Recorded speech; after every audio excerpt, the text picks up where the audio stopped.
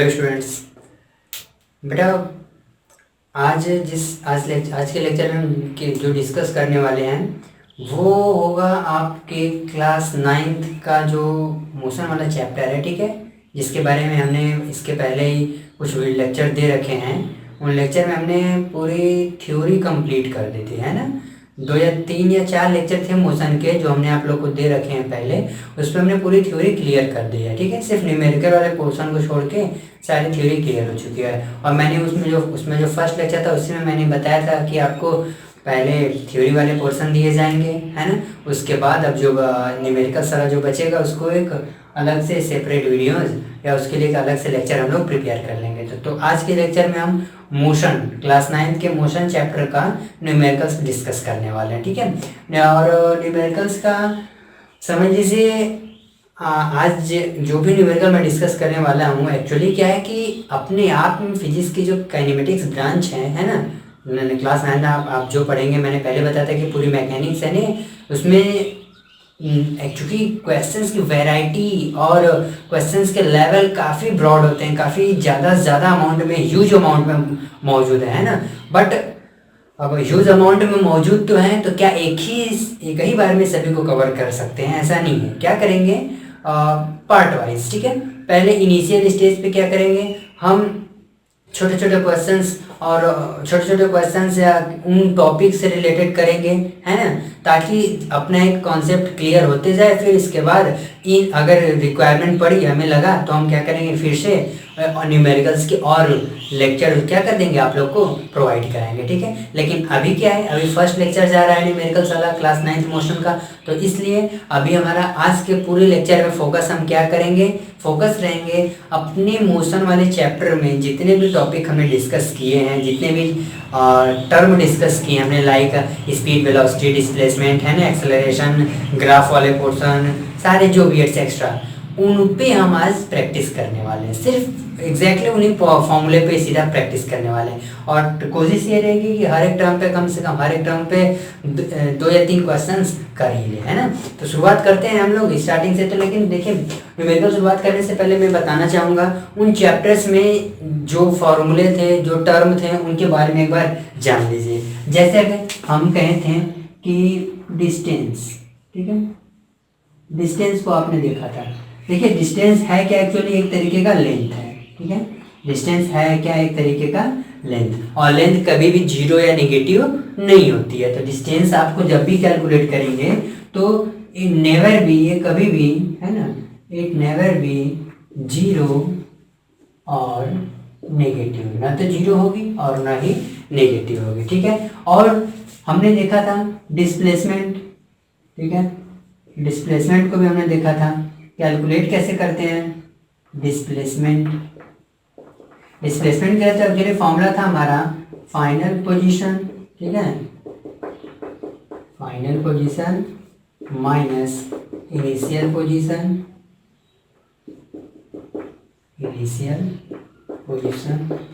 Divided by क्या, time taken कर दें। Actually final position minus initial position time नहीं करेंगे, ठीक है। सिंपली डिस्प्लेसमेंट के लिए क्या करेंगे, टाइम करने लगेंगे ना, तो वहाँ पे आपका वो आ जाएगा, वेलोसिटी वगैरह की बात आने लगेगी। तो final position minus initial position, एक ये भी तरीका था। दूसरा डिस्प्लेसमेंट निकालने का एक और फॉर्मूला था, हमने बताया था, ठीक है। एक तो था कि फाइनल पोजीशन क्या थी वो देखिए पार्टिकल का, फिर इनिशियल पोजीशन पार्टिकल का देखिए, फिर क्या करिए उनके बीच में उनका डिफरेंस निकाल लीजिए, ठीक है। दूसरी चीज डिस्प्लेसमेंट का एक और फॉर्मूला था, हमने बताया था क्या फाइनल वेलोसिटी, नहीं ये तो एक्सप्रेशन का था। एक और था शॉर्टेस्ट पाथ वाला, है ना, shortest path during whole journey. मतलब कोई पार्टिकल कोई मोशन कर रहा है और उसके पूरे होल जर्नी में जो उसका, ठीक है, शॉर्टेस्ट पाथ होगा। खैर कई पाथ से अपनी जर्नी कंप्लीट कर सकता है, ऐसा क्वेश्चन पे डिपेंड करेगा। तो अपनी पूरी जर्नी में जो शॉर्टेस्ट पाथ होता था वहाँ से भी डिस्प्लेसमेंट मिल जाएगा, final position minus initial position से भी डिस्प्लेसमेंट मिल सकता है। वेल हम लोग करेंगे वहाँ पे क्वेश्चन न्यूमेरिकल अभी रखेंगे तो क्लियरली समझ में आएगा। इसके बाद हमारे पास एक्सेलरेशन का फॉर्मूला, एक्सेलरेशन से पहले हमने बताया था, स्पीड वगैरह की बात की थी, तो क्या कहा था, डिस्टेंस अपॉन टाइम, डी/टी किया था, स्पीड वगैरह के लिए। और मैंने बताया था कि स्पीड को हम या तो एक्स से डिनोट करेंगे या तो एस से डिनोट करेंगे, ठीक है। तो स्पीड के लिए फॉर्मूला था डिस्टेंस अपॉन टाइम। वहीं अगर हम एवरेज स्पीड की बात कर लें, ठीक है, अगर एवरेज स्पीड की अगर आप बात करेंगे तो या तो एक्स बार से डिनोट करेंगे या एस बार से। क्या पढ़ेंगे इसको, एक्स बार या एस बार, जो कि क्या फाइन आएगा, टोटल डिस्टेंस, ठीक है, total D distance upon total time, ठीक है। जितना टोटल डिस्टेंस कवर किया है और टोटल डिस्टेंस कवर करने में कितना समय उसको लगा, उसी का रेशियो लेंगे तो क्या देगा, एवरेज स्पीड। अब देखिए यहाँ कहना आसान है कि ठीक है, total distance total time divide कर देंगे हमें मिल जाएगा एवरेज स्पीड, बिल्कुल सही है। लेकिन पर्टिकुलर क्वेश्चन जब हम टैकल करेंगे, जब उसको सॉल्व करने जाएंगे, तो वहाँ पे ये टोटल डिस्टेंस टोटल टाइम समझना थोड़ा हमारे लिए आसान तो नहीं रहेगा, बट मतलब आसान तो रहेगा, लेकिन चूंकि अभी स्टार्ट कर रहे हैं हम लोग, ठीक है, तो थोड़ा वहाँ पे प्रिकॉशन के साथ हमें ध्यान देना पड़ेगा, ठीक है, सावधानी से ध्यान, ठीक है। एवरेज स्पीड हो गई थी, इसके बाद हमने कहा था वेलोसिटी थी, ठीक है। वेलोसिटी क्या बोला था, हमने बताया था डिस्प्लेसमेंट अपॉन टाइम, ठीक है, डिस्प्लेसमेंट अपॉन में टाइम। मैंने बताया था बेटा वेलोसिटी को हम v से डिनोट करेंगे, और अगर वहीं कहीं एवरेज वेलोसिटी हो जाती, वहीं अगर कहीं क्या हो जाती एवरेज वेलोसिटी, तो क्या करते हैं, टोटल डिस्प्लेसमेंट, ठीक है, total displacement whole divided by total time taken, total time taken. That's why velocity, average velocity, speed, average speed, displacement, distance, ये बता रखे गए हैं, बस हम उनके फॉर्मूले इसलिए यहाँ सामने रखने हैं ताकि बाद में जब हम करेंगे न्यूमेरिकल्स तो हमारे दिमाग में रन करते रहें, ठीक है। इसके बाद अगर आप बात करेंगे, इसके बाद था आपका एक्सेलरेशन, ठीक है, जो कि था फाइनल वेलोसिटी, ठीक है, final velocity minus initial velocity, final velocity minus initial velocity upon time.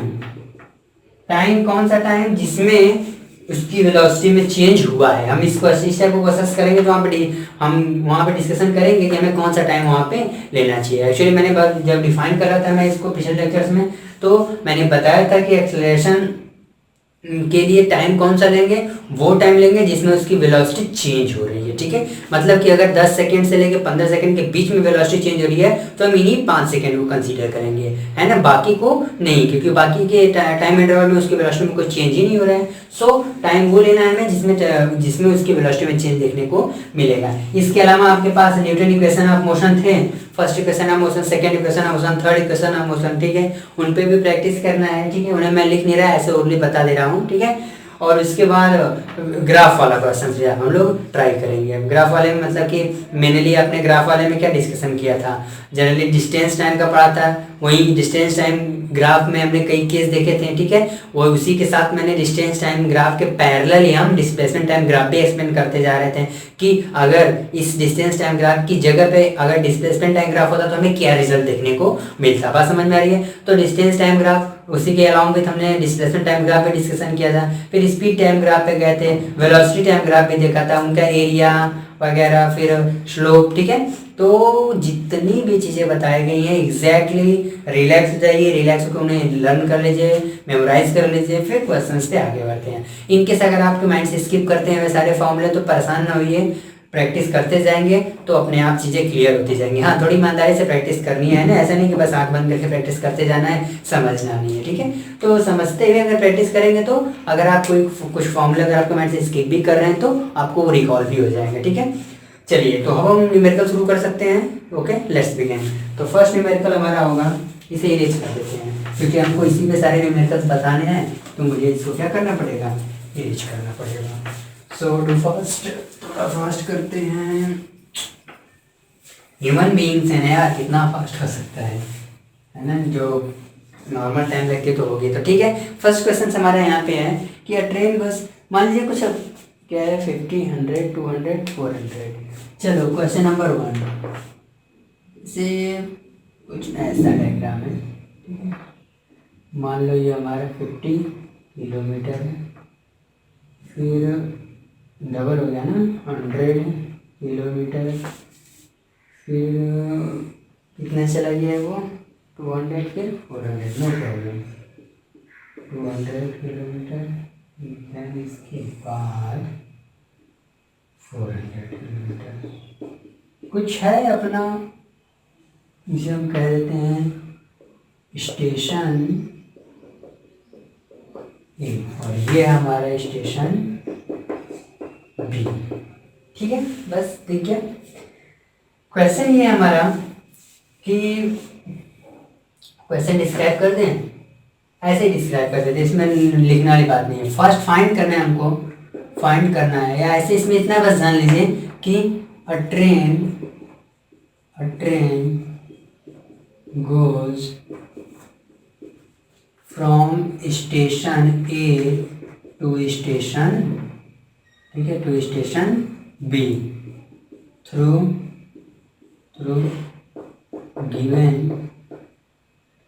Root. जो रूट आपको दिखाया गया उसमें आपको फाइंड क्या करना है, फाइंड फर्स्ट में क्या फाइंड करना है वही देख लेते हैं। Distance travelled by the train and magnitude train. अच्छा, फर्स्ट फाइंड करना है distance travelled by the train, और सेकेंड फाइंड आउट करना है आपको एक्चुअली मैग्नीट्यूड या डिस्प्लेसमेंट है ना। अभी इसको लिखते हैं, बताते हैं मैग्नीट्यूड का मतलब क्या है। Magnitude of displacement of train when reaches at station B. चलिए क्वेश्चंस क्या दे रहा है देखिए। कोई ट्रेन है वो क्या कर रही है, अपना मोशन स्टार्ट करती है, स्टेशन ए से चलना शुरू करती है वो, फिर कुछ अलग अलग ट्रैक को फॉलो करते हुए फाइनली स्टेशन बी पर रीच करती है, पहुंचती है। तो बताइए जब वो स्टेशन बी पे पहुंच जाएगी तो आपसे पूछ रहा है कि डिस्टेंस तब तक वो कितना ट्रेवल कर लेगी और डिस्प्लेसमेंट कितना ट्रेवल कर लेगी। ठीक है, तो कोई नहीं। अच्छा, तो फिर शुरू करते हैं। तो बताइए यहाँ पे डिस्टेंस और डिस्प्लेसमेंट पूछ रहा है जब वो ट्रेन स्टेशन बी पर पहुंच जाएगी। तो ठीक है बेटा, सो अगर ऐसा कुछ क्वेश्चन है तो देखिए क्या करेंगे। अच्छा बताइए, डिस्टेंस के लिए हमने क्या बताया था, डेफिनेशन में क्या मैंने डिस्टेंस बताया था कि the total length covered by an object is known as its distance. ठीक है, तो यहाँ पे आज ऑब्जेक्ट की जगह ट्रेन है, तो ट्रेन क्या कर रही है, उसको अगर ट्रेन को स्टेशन ए से स्टेशन बी तक आप पहुंचा दे, इस दौरान वो कितना डिस्टेंस ट्रेवल की, इसके लिए क्या करेंगे, वो जिस जिस ट्रैक से गई है उस ट्रैक पे देखेंगे कि हर ट्रैक पे उसने कितना लेंथ कवर किया है। जैसे यहाँ से यहाँ ट्रैक, तो इसके लिए अगर हम पहला कैलकुलेशन करेंगे डिस्टेंस के लिए, तो डिस्टेंस जब वो स्टेशन बी तक हो जाएगी, डिस्टेंस इस पर हम नाम दे देते हैं। मान लो उसे चलना शुरू करती है ए बी सी डी पर पहुंचती है। ठीक है, डी पर स्टेशन बी है कोई हमारा, तो ए बी सी डी ये वो पॉइंट्स है जहां जहां पे उस ट्रेन ने अपने डायरेक्शन को चेंज किया है, टर्न हुई है। ठीक है, तो ओ ए एक छोटा सा लेंथ होगा, ये भी एक ट्रैक है, ये इट इज आल्सो ट्रैक, ये भी ट्रैक। तो इन्हीं ट्रैक के लेंथ को कवर हम पूरा सम कर दे तो हमें क्या मिल जाएगा, डिस्टेंस मिल जाएगा। क्योंकि डिस्टेंस के लिए होता है क्या कि total length covered by an object during its whole journey. तो ऐसे भी उसने जर्नी में पूरा ऐसे मतलब डिफरेंट ट्रैक से इसने अपनी ट्रेवलिंग की है ट्रेन ने। तो डिस्टेंस के लिए हम क्या बोलेंगे, टोटल लेंथ ऑफ ट्रैक। ठीक है, इसे अलग कर देते हैं, टोटल लेंथ ऑफ ट्रैक क्या हो जाएगा बताइए। यहाँ पे हो जाएगा O A plus A B plus B C plus C D, simple. तो एडअप कर दीजिए इसको, 50 प्लस 100 प्लस 200 प्लस 400, यानी कि फाइनली आपका जो आंसर है 750 किलोमीटर। लो 750 किलोमीटर वो चली है डिस्टेंस, बस समझ में नहीं, 750 किलोमीटर डिस्टेंस उसने ट्रैवल कर लिया है। चलो डिस्टेंस की तो बात हो गई, डिस्प्लेसमेंट भी बोल दिया जाए कितना, 750 ना? नहीं, देखिए जब डिस्टेंस बताया गया था और डिस्प्लेसमेंट बताया जा रहा था तो वहीं पे कहा गया था कि मैग्नीट्यूड ऑफ डिस्टेंस और डिस्प्लेसमेंट बराबर होगा, लेकिन सिर्फ स्ट्रेट लाइन के केस में, यानी कि जब पार्टिकल स्ट्रेट लाइन मोशन करेगा उसी केस में उसका मैग्नीट्यूड ऑफ डिस्टेंस और मैग्नीट्यूड ऑफ डिस्प्लेसमेंट बराबर हो सकता है। ठीक है, उसमें भी रिटर्निंग ना हो तो, ठीक है, रिटर्निंग वाला केस अगर आ जाता तो चेंज जाता था। अभी आपको बात नहीं समझ में आएगी, परेशान होइए, सिर्फ समझ लीजिए, सुन लीजिए, जब हम डिस्कशन करेंगे ना प्रॉब्लम्स का तो वहाँ पे इसका भी डिस्कशन करने वाले हैं। तो फिलहाल यहाँ पे ये स्ट्रेट लाइन बिल्कुल फॉलो नहीं कर रहा, तो अब क्या करेंगे डिस्प्लेसमेंट के लिए। डिस्प्लेसमेंट के लिए मैंने बोला था या तो final position minus initial positions, ये कब पता चलता था, ये कब हम फॉर्मूला अप्लाई करेंगे, जब हमें पता रहेगा कि ऑब्जेक्ट ने जहां से अपना मोशन शुरू किया है तब तक वो कितना डिस्टेंस चल चुका है और फाइनली जहां पर पहुंचा है वहां तक जाने में उसका टोटल डिस्टेंस कितना है। तो खैर यहाँ पे ये वाला फॉर्मूला तो अप्लाई नहीं करेंगे, हम क्या करेंगे, अब हमारे पास एक और फॉर्मूला है shortest length during whole journey. तो बताइए स्टेशन ए से स्टेशन बी पहुंचने में ट्रेन डिफरेंट रूट से जा रही थी, तो इस डिफरेंट रूट में सबसे शॉर्टेस्ट पाथ कौन सा होगा, जो सबसे शॉर्टेस्ट पाथ होगा उसी को हम बोलेंगे क्या है, वो उसका डिस्प्लेसमेंट होगा। तो आप कहोगे यार शॉर्टेस्ट पाथ तो 50 किलोमीटर है, 50 किलोमीटर बोल देते हैं इसका डिस्प्लेसमेंट, क्योंकि शॉर्टेस्ट पाथ तो 50 किलोमीटर ही यहाँ पे होने वाला है, ठीक है। तो मैं आपको बताऊं शॉर्टेस्ट पाथ यहाँ पे ऑल्दो 50 किलोमीटर है, लेकिन हमको वो शॉर्टेस्ट पाथ नहीं लेना है, हमको वो शॉर्टेस्ट पाथ लेना है जो स्टेशन ए और स्टेशन बी को क्या करे, ज्वाइन करे। तो इस केस में अगर आप देखेंगे तो हमें क्या करना पड़ेगा, डिस्प्लेसमेंट के लिए इसको स्टेशन ए से स्टेशन बी तक क्या करना पड़ेगा, ज्वाइन कराना पड़ेगा, यानी कि ये जो लेंथ मिलेगी हमको ओडी ना, वही क्या होगा, टोटली उसका डिस्प्लेसमेंट होगा। तो देखो ओडी है क्या एक्चुअली, ओडी फाइंड आउट कैसे कर सकते हैं, काफी आसान है, हम इसे इरेज करते हैं फिर आगे बढ़ते हैं।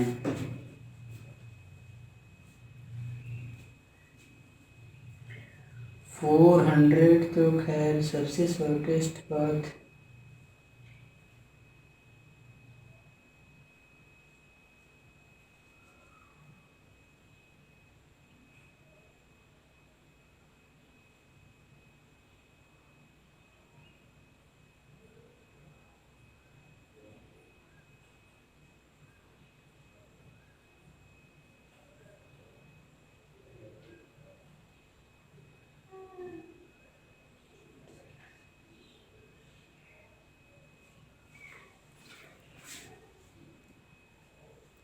तो आई थिंक आपको समझ में आ गया यहाँ तक डिस्टेंस वाला, ठीक है।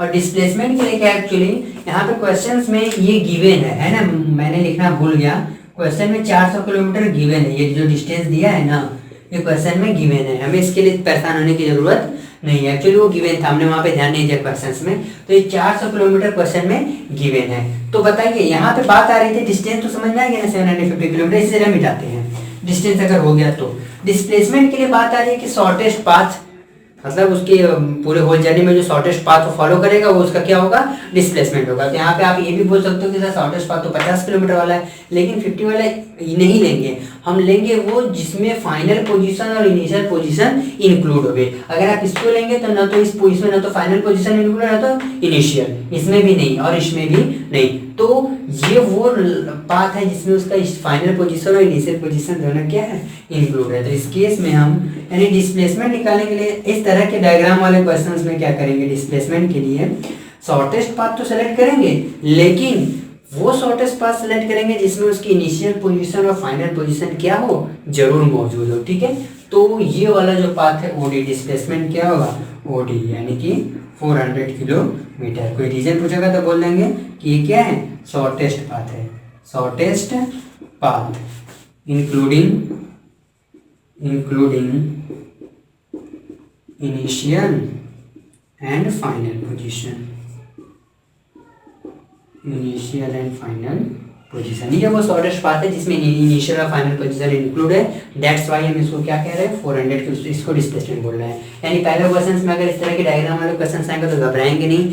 डिस्टेंस के लिए अगर पूछता है तो टोटली लेंथ को सम अप कर देंगे, लेकिन एक डिस्टेंस में मैंने इसको क्यों नहीं सम अप किया, डिस्टेंस में मैंने इसको समअप क्यों नहीं किया, क्योंकि देखो ये स्टेशन ए से स्टेशन बी पे जाके रुक चुकी है, ठीक है।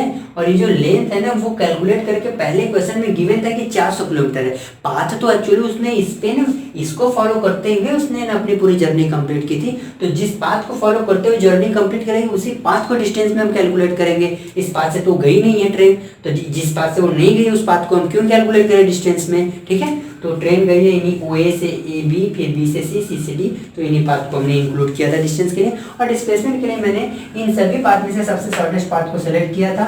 और सबसे शॉर्टेस्ट पाथ होना तो ये चाहिए था, लेकिन हमें ये भी देखना है कि इनिशियल और फाइनल पोजीशन भी हमारा उसमें इंक्लूड रहे। तो इनिशियल फाइनल पोजीशन इंक्लूड करते हुए ये 400 किलोमीटर डिस्टेंस मिला। तो आई थिंक डिस्टेंस डिस्प्लेसमेंट समझ में आ गया। तो नेक्स्ट क्वेश्चन की तरफ बढ़ते हैं हम, ठीक है। ऐसे ही धीरे धीरे दो चार क्वेश्चन लेंगे, आगे बढ़ेंगे और सीखने की पूरी कोशिश करेंगे, ठीक है।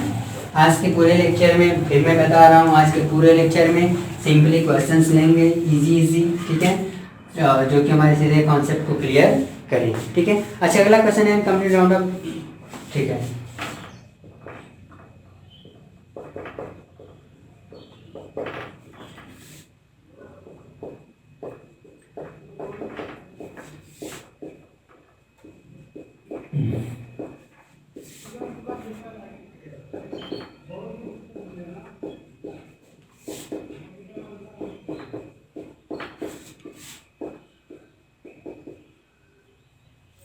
ट्रैक ऑफ रेडियस है क्या? Track of diameter, track of diameter 200 metre, ठीक है, इन 20 सेकेंड, 20 सेकेंड है ना। कैलकुलेट डिस्टेंस और wise athlete demanded displacement 1 minute 10 second. First find करना है distance travelled by the athlete, travelled by the athlete, and second displacement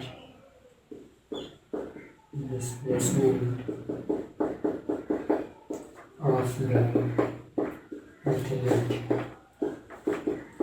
at the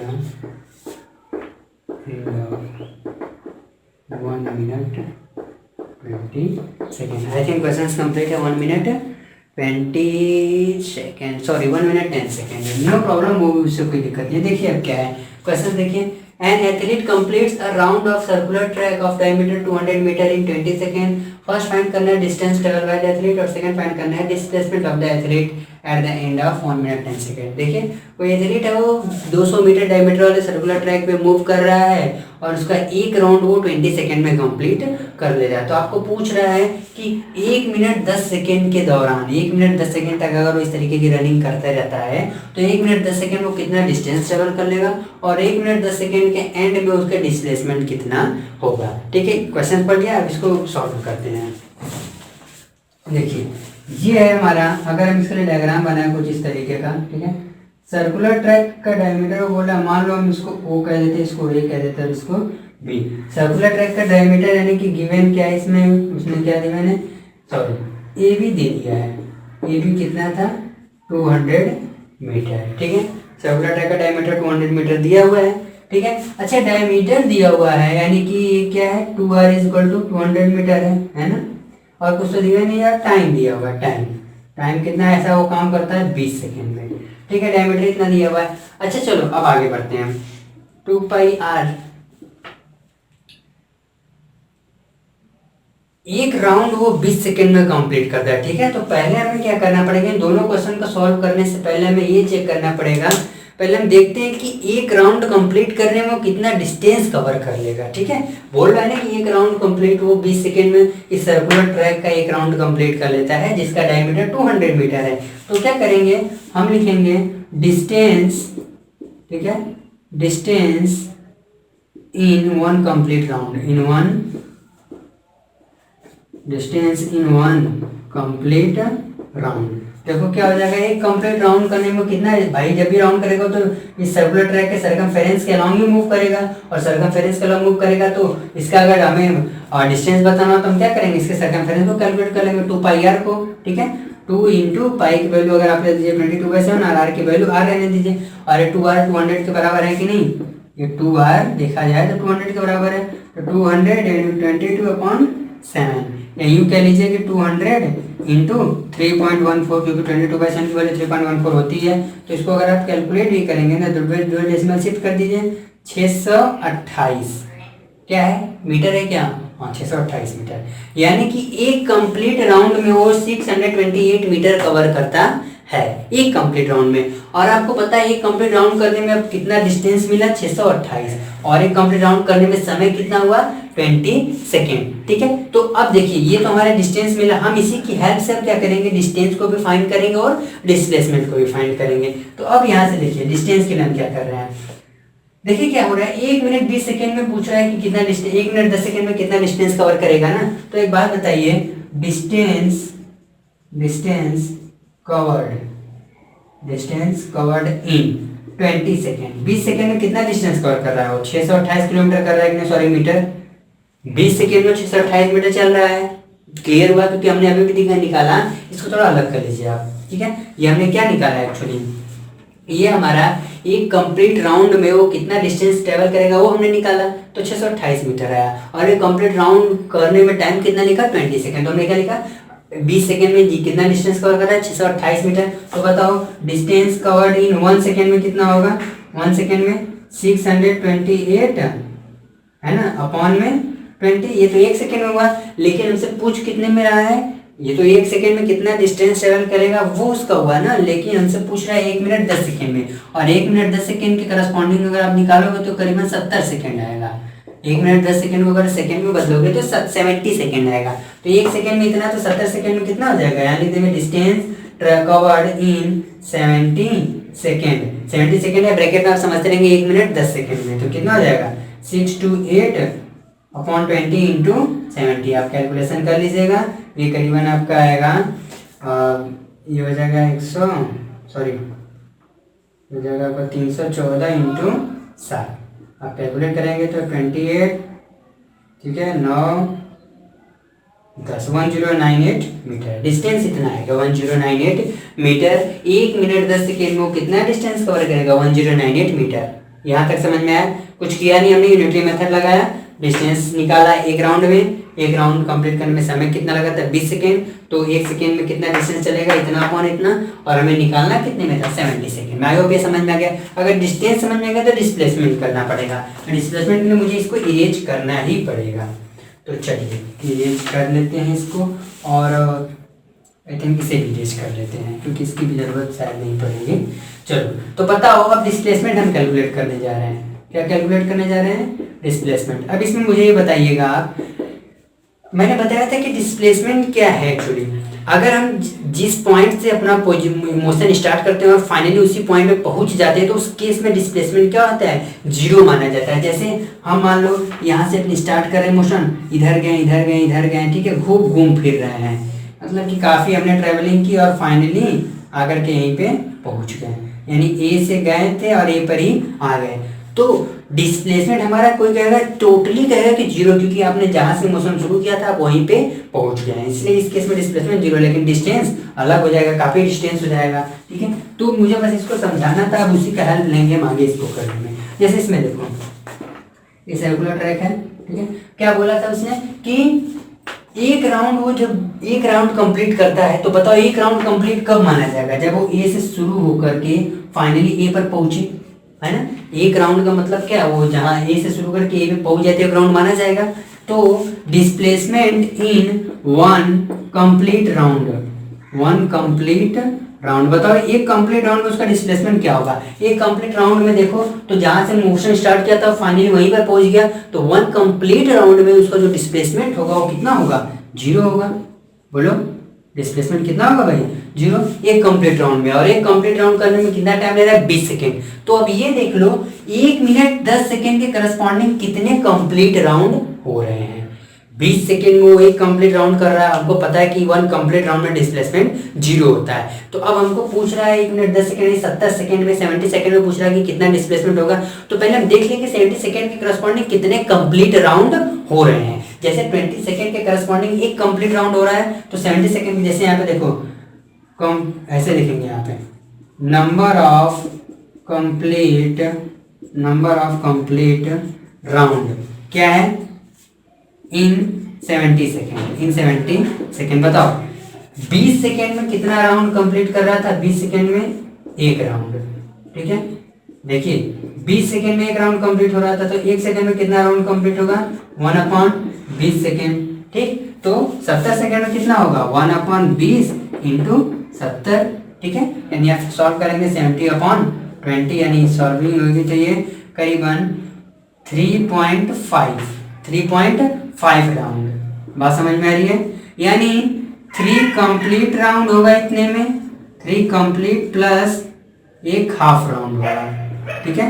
यानी 70 second को हमने राउंड के करस्पॉन्डिंग बांटा, तो देखा उस 70 सेकेंड में जैसे 20 सेकेंड में एक कंप्लीट राउंड हो रहा था, उसी तरीके से 70 सेकेंड के करस्पॉन्डिंग 3 कंप्लीट राउंड और 1 हाफ राउंड उसका मिल रहा है। और आप यहाँ ध्यान दीजिए, अगर एक कंप्लीट राउंड में उसका डिस्प्लेसमेंट 0 है तो 3 कंप्लीट राउंड में डिस्प्लेसमेंट क्या होगा? 0। यानी 3 कंप्लीट राउंड के करस्पॉन्डिंग उसका जो डिस्प्लेसमेंट है वो क्या है? 0। अब जो डिस्प्लेसमेंट होगा उसका वो सिर्फ और सिर्फ हाफ कंप्लीट राउंड के, कंप्लीट तो नहीं कहेंगे, हाफ राउंड के करस्पॉन्डिंग होगा। ठीक है, तो डिस्प्लेसमेंट के लिए अब क्या करेंगे?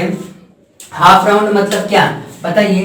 यहां से यहां आने में, यहां से शुरू किया और यहां तक आने में एक कंप्लीट राउंड माना जा रहा है, तो हाफ राउंड क्या होगा? इसके डायमीटर के करस्पॉन्डिंग, है ना। हाफ राउंड यहां से यहां तक ए बी तक जाएगा, हाफ राउंड होगा। और ए से बी तक जाने में शॉर्टेस्ट पाथ क्या है?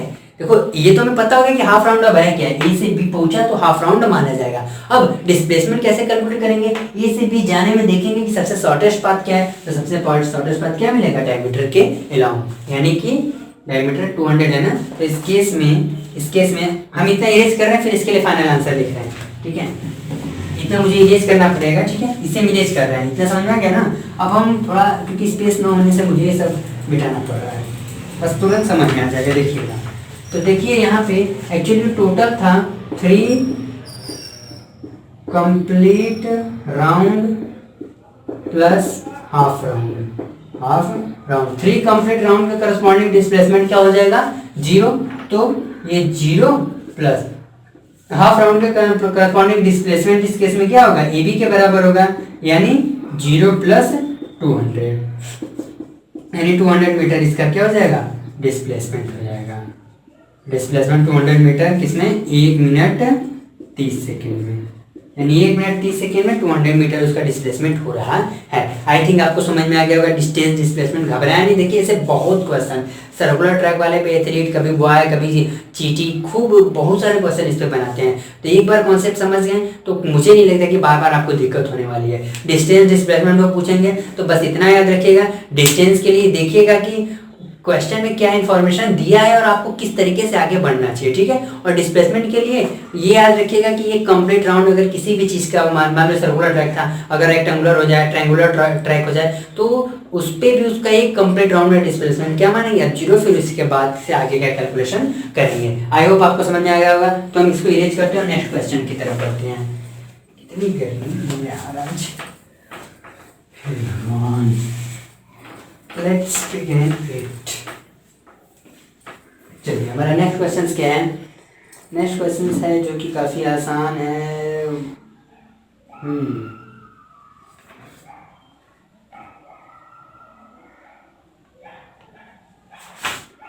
चलिए, आसान है तो फिर शुरू करते हैं। जैसे taxi driver noted the reading of the odometer.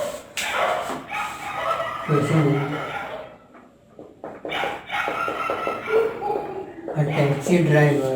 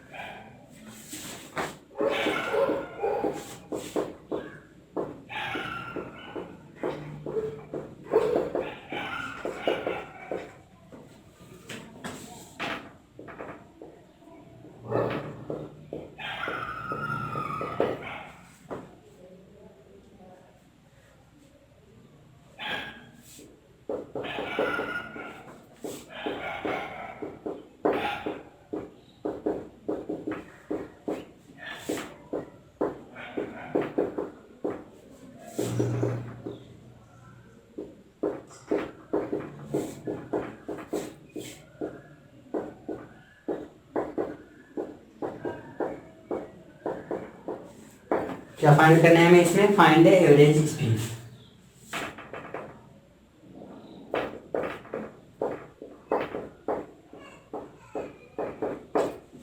Question देख लीजिए क्या है।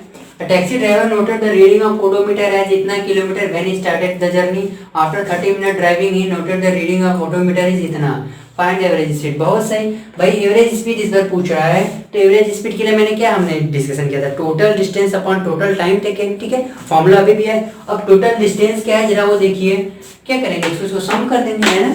नहीं, जरा अच्छे से पढ़ो। जब उसने कार स्टार्ट की थी तो देखा था उसका ओडोमीटर 1052 किलोमीटर शो कर रहा था। 30 मिनट ट्रैवलिंग के बाद उसने देखा कि वो ओडोमीटर 1088 किलोमीटर शो कर रहा है। तो बताओ इस दौरान जब उसने स्टार्ट किया था तो ओडोमीटर की रीडिंग 1052 थी, और 30 मिनट बाद जब उसने ऑब्जर्व किया देखा तो ओडोमीटर की रीडिंग इतनी थी। तो स्टार्टिंग से लेके ऑब्जर्विंग के दौरान वो कब कितना डिस्टेंस चल चुका होगा, इसमें से इसके डिफरेंस के बराबर है कि नहीं। तो हम यहाँ लिखेंगे, क्या लिखेंगे, total distance travel. Total distance travel कितना है देख लो, 1088 माइनस 1052, यानी फाइनली आप निकालेंगे तो आ जाएगा 36 किलोमीटर, 36 किलोमीटर, ठीक है। जोड़िए 80, 86, 88, ठीक है। और टोटल टाइम टेकन इस दौरान कितना है, उसमें तो नहीं चेंज होने वाला है कुछ।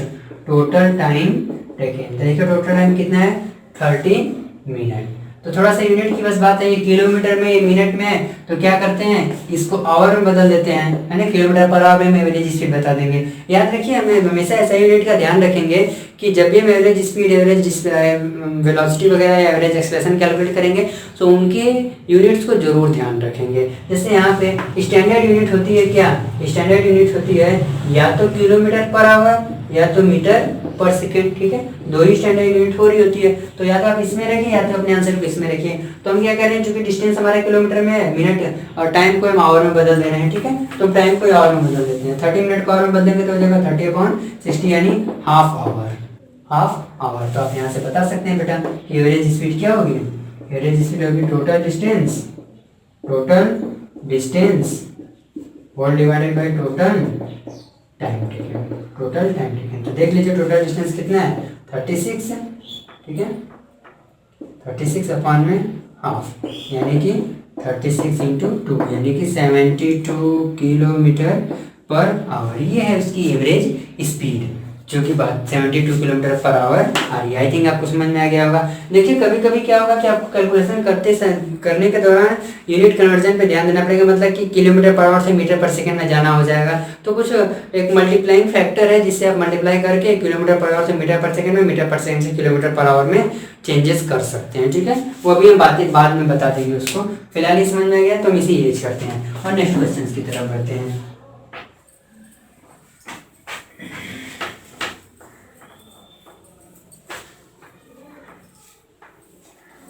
चलिए हमारा नेक्स्ट क्वेश्चन है कि अवॉइड रहने वाले स्ट्रेट रोड, ठीक है।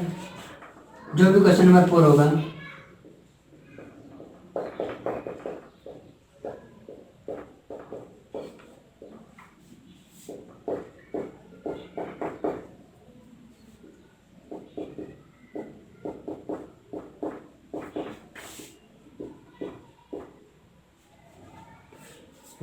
towards north.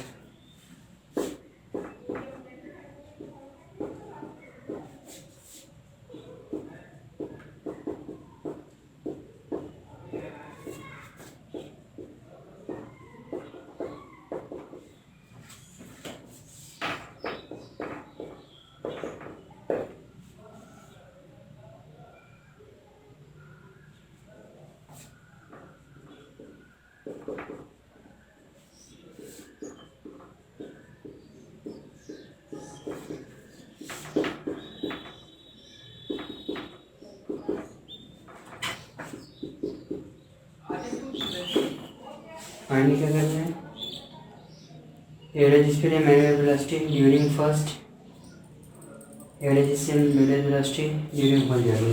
फाइंड करना है हमें फर्स्ट चीज क्या फाइंड करनी है, average speed and average velocity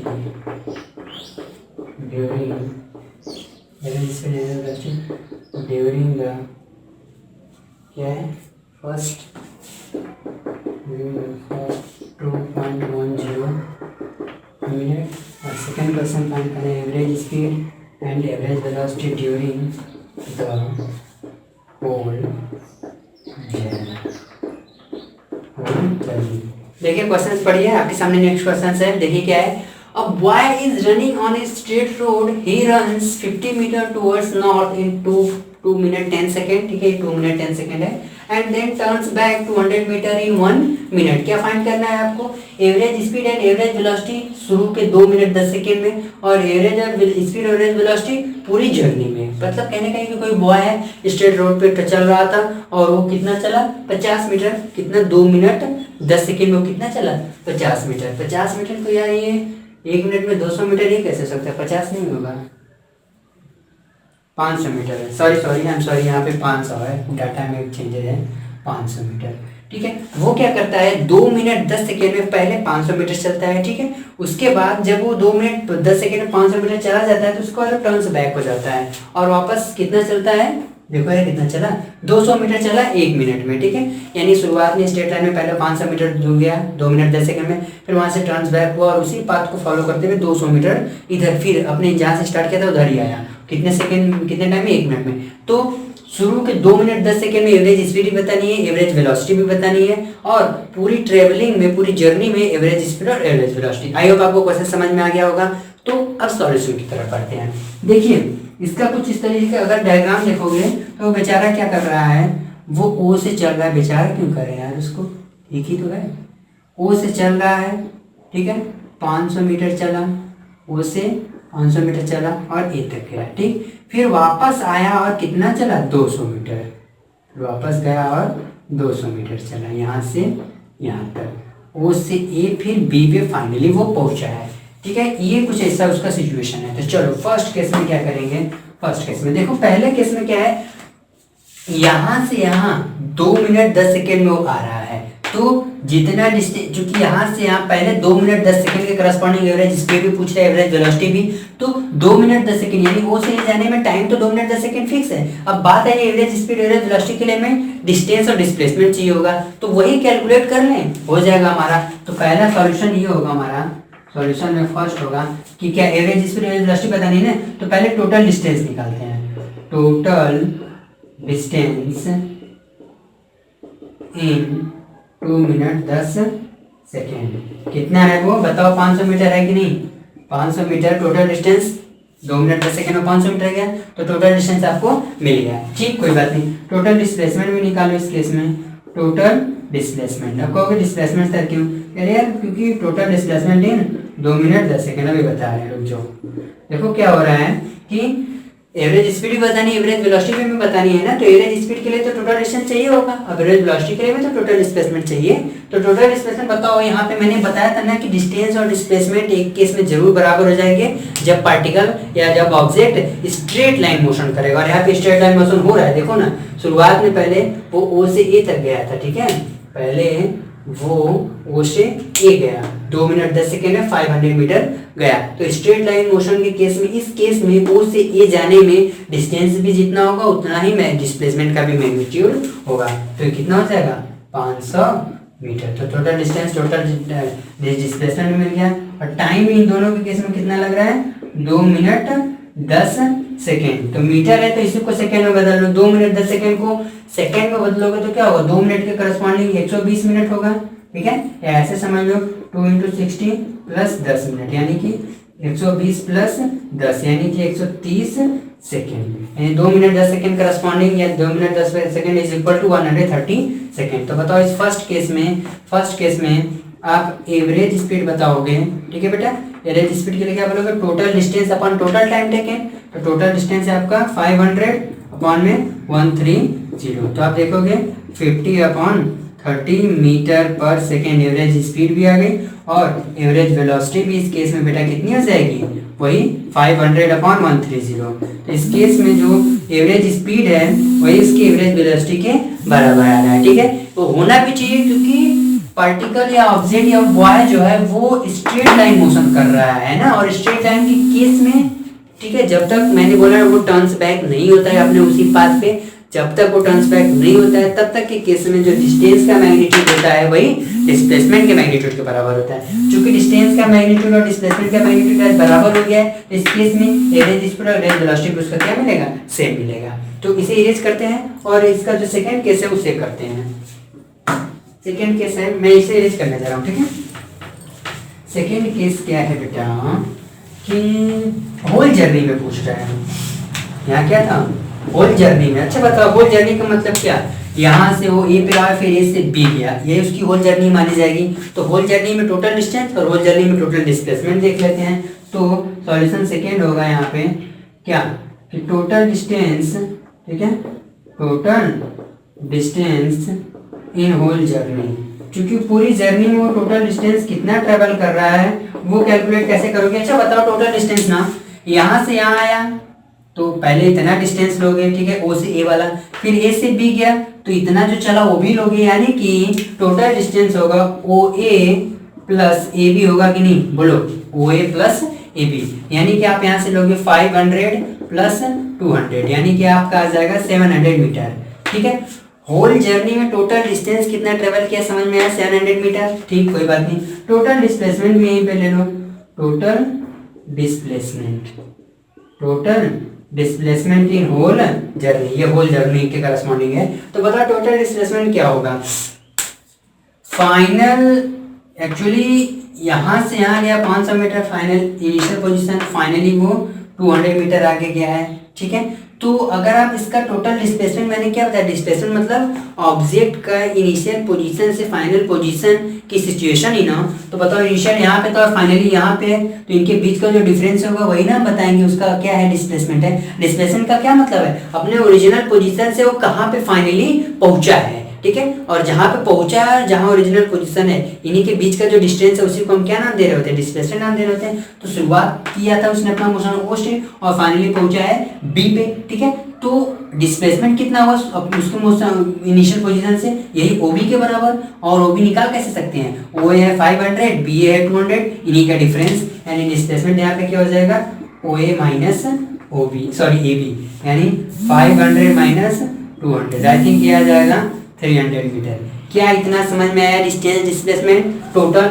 अब टोटल टाइम देख लो, टोटल टाइम होल जर्नी में टोटल टाइम कितना ले रहा था, अरे 2 मिनट 10 सेकंड लिया था जाने में और 10 सेकंड और लिया 200 मीटर आने जाने में, तो टाइम हो जाएगा 2 मिनट 10 सेकंड, यानी कि 130 सेकंड प्लस 10 सेकंड एक्स्ट्रा लिया, यानी कि 140 सेकंड। यानी टोटल टाइम भी मिल गया, टोटल डिस्प्लेसमेंट भी मिल गया, टोटल डिस्टेंस भी आपको मिल गया। अब तो बहुत आसान है भैया।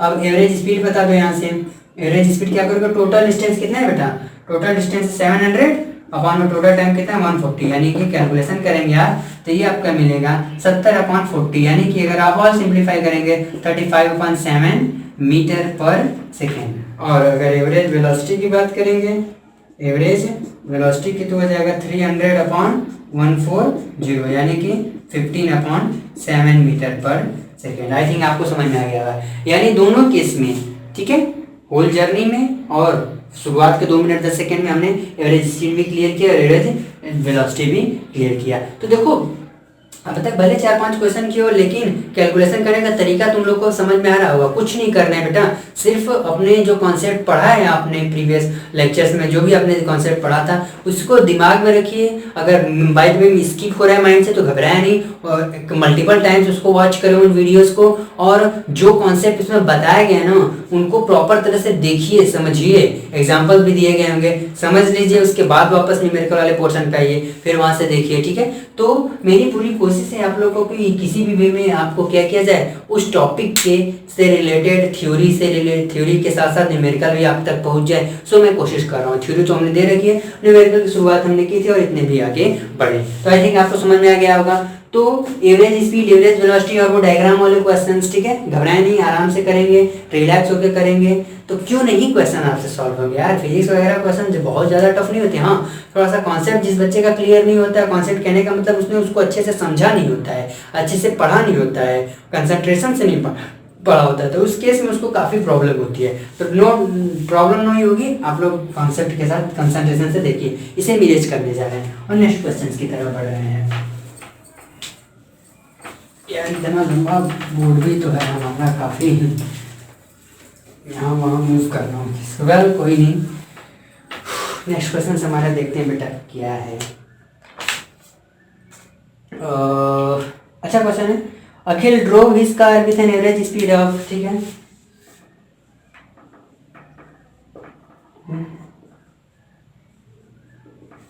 अखिल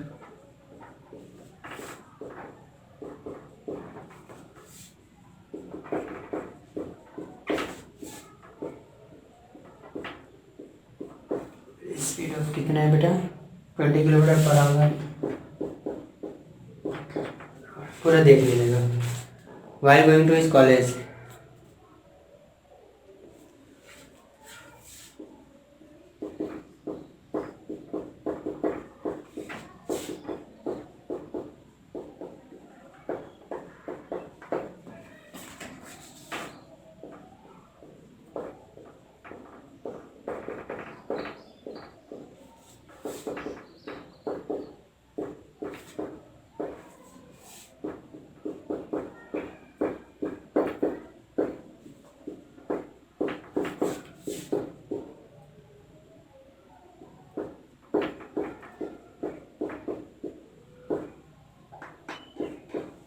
ठीक है, फाइनली क्या करना, calculate the average speed of the car during the entire journey. Same route से आ रहा है, इसको मैं बता रहा हूँ यहाँ सेम रूट लिखना क्यों जरूरी है। क्या फाइंड करना है, calculate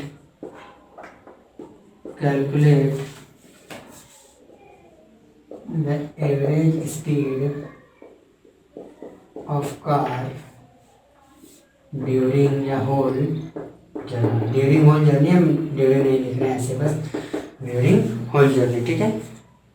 calculate the average speed of the car during the whole journey या फिर एंटायर जर्नी। घबराए नहीं, क्वेश्चन देखें क्या है, Akhil drove his car with average speed of इतना kilometre per hour while going to his college, when he returns to his home, उसी route से वापस आ रहा है, उसकी एवरेज स्पीड कार की थी। यानी फिलहाल कहने का ये मतलब है कि अखिल कोई स्टूडेंट है बेटा, वो अपने घर से स्कूल गया, अपने घर स्कूल गया तो 20 किलोमीटर पर आवर से उसकी कार की average speed 20 kilometre per our थी। जब वो वापस कॉलेज से अपने घर की तरफ आया तो उस समय उसकी कार की एवरेज स्पीड थी 30 किलोमीटर पर आवर। आपसे क्या पूछ रहा है, इस पूरे जर्नी में, मतलब कि अगर मान लीजिए ये अखिल का हाउस था, ठीक है, ये अखिल का हाउस था और ये उसका स्कूल था, तो अखिल हाउस से स्कूल गया, ठीक है, 20 किलोमीटर पर आवर की एवरेज जर्नी से, और वापस आया 30 किलोमीटर पर आवर की एवरेज स्पीड से, ठीक है। तो पूरी जर्नी में यानी हाउस से स्कूल जाना और स्कूल से वापस हाउस में आना, इस पूरी जर्नी में उसकी एवरेज स्पीड क्या होगी। तो देखो एवरेज स्पीड जाते समय का दिया है, मीन्स जब वो अपने घर से कॉलेज जा रहा था उस समय का एवरेज स्पीड दिया है, वापस रिटर्निंग उसी पाथ से जब आया उस केस में एवरेज स्पीड दिया है, और एवरेज स्पीड पूछ भी रहा है, बहुत अच्छी चीज़ है। तो क्या करेंगे, एवरेज स्पीड पूछ रहा है तो हमको देखो क्या करना है, हमको एवरेज स्पीड निकालना है ना टोटल जर्नी में। हमको बस इतना पता है कि हमको एवरेज स्पीड बताना है होल जर्नी में, तो होल जर्नी में कितना वो डिस्टेंस ट्रेवल किया, वो भी कितना टाइम में, ठीक है। हमको बस दो ही चीज चाहिए होगा, एवरेज स्पीड कैलकुलेट करने के लिए टोटल कितना डिस्टेंस ट्रेवल कर रहा है, टोटल टाइम कितना ले रहा है, ठीक है।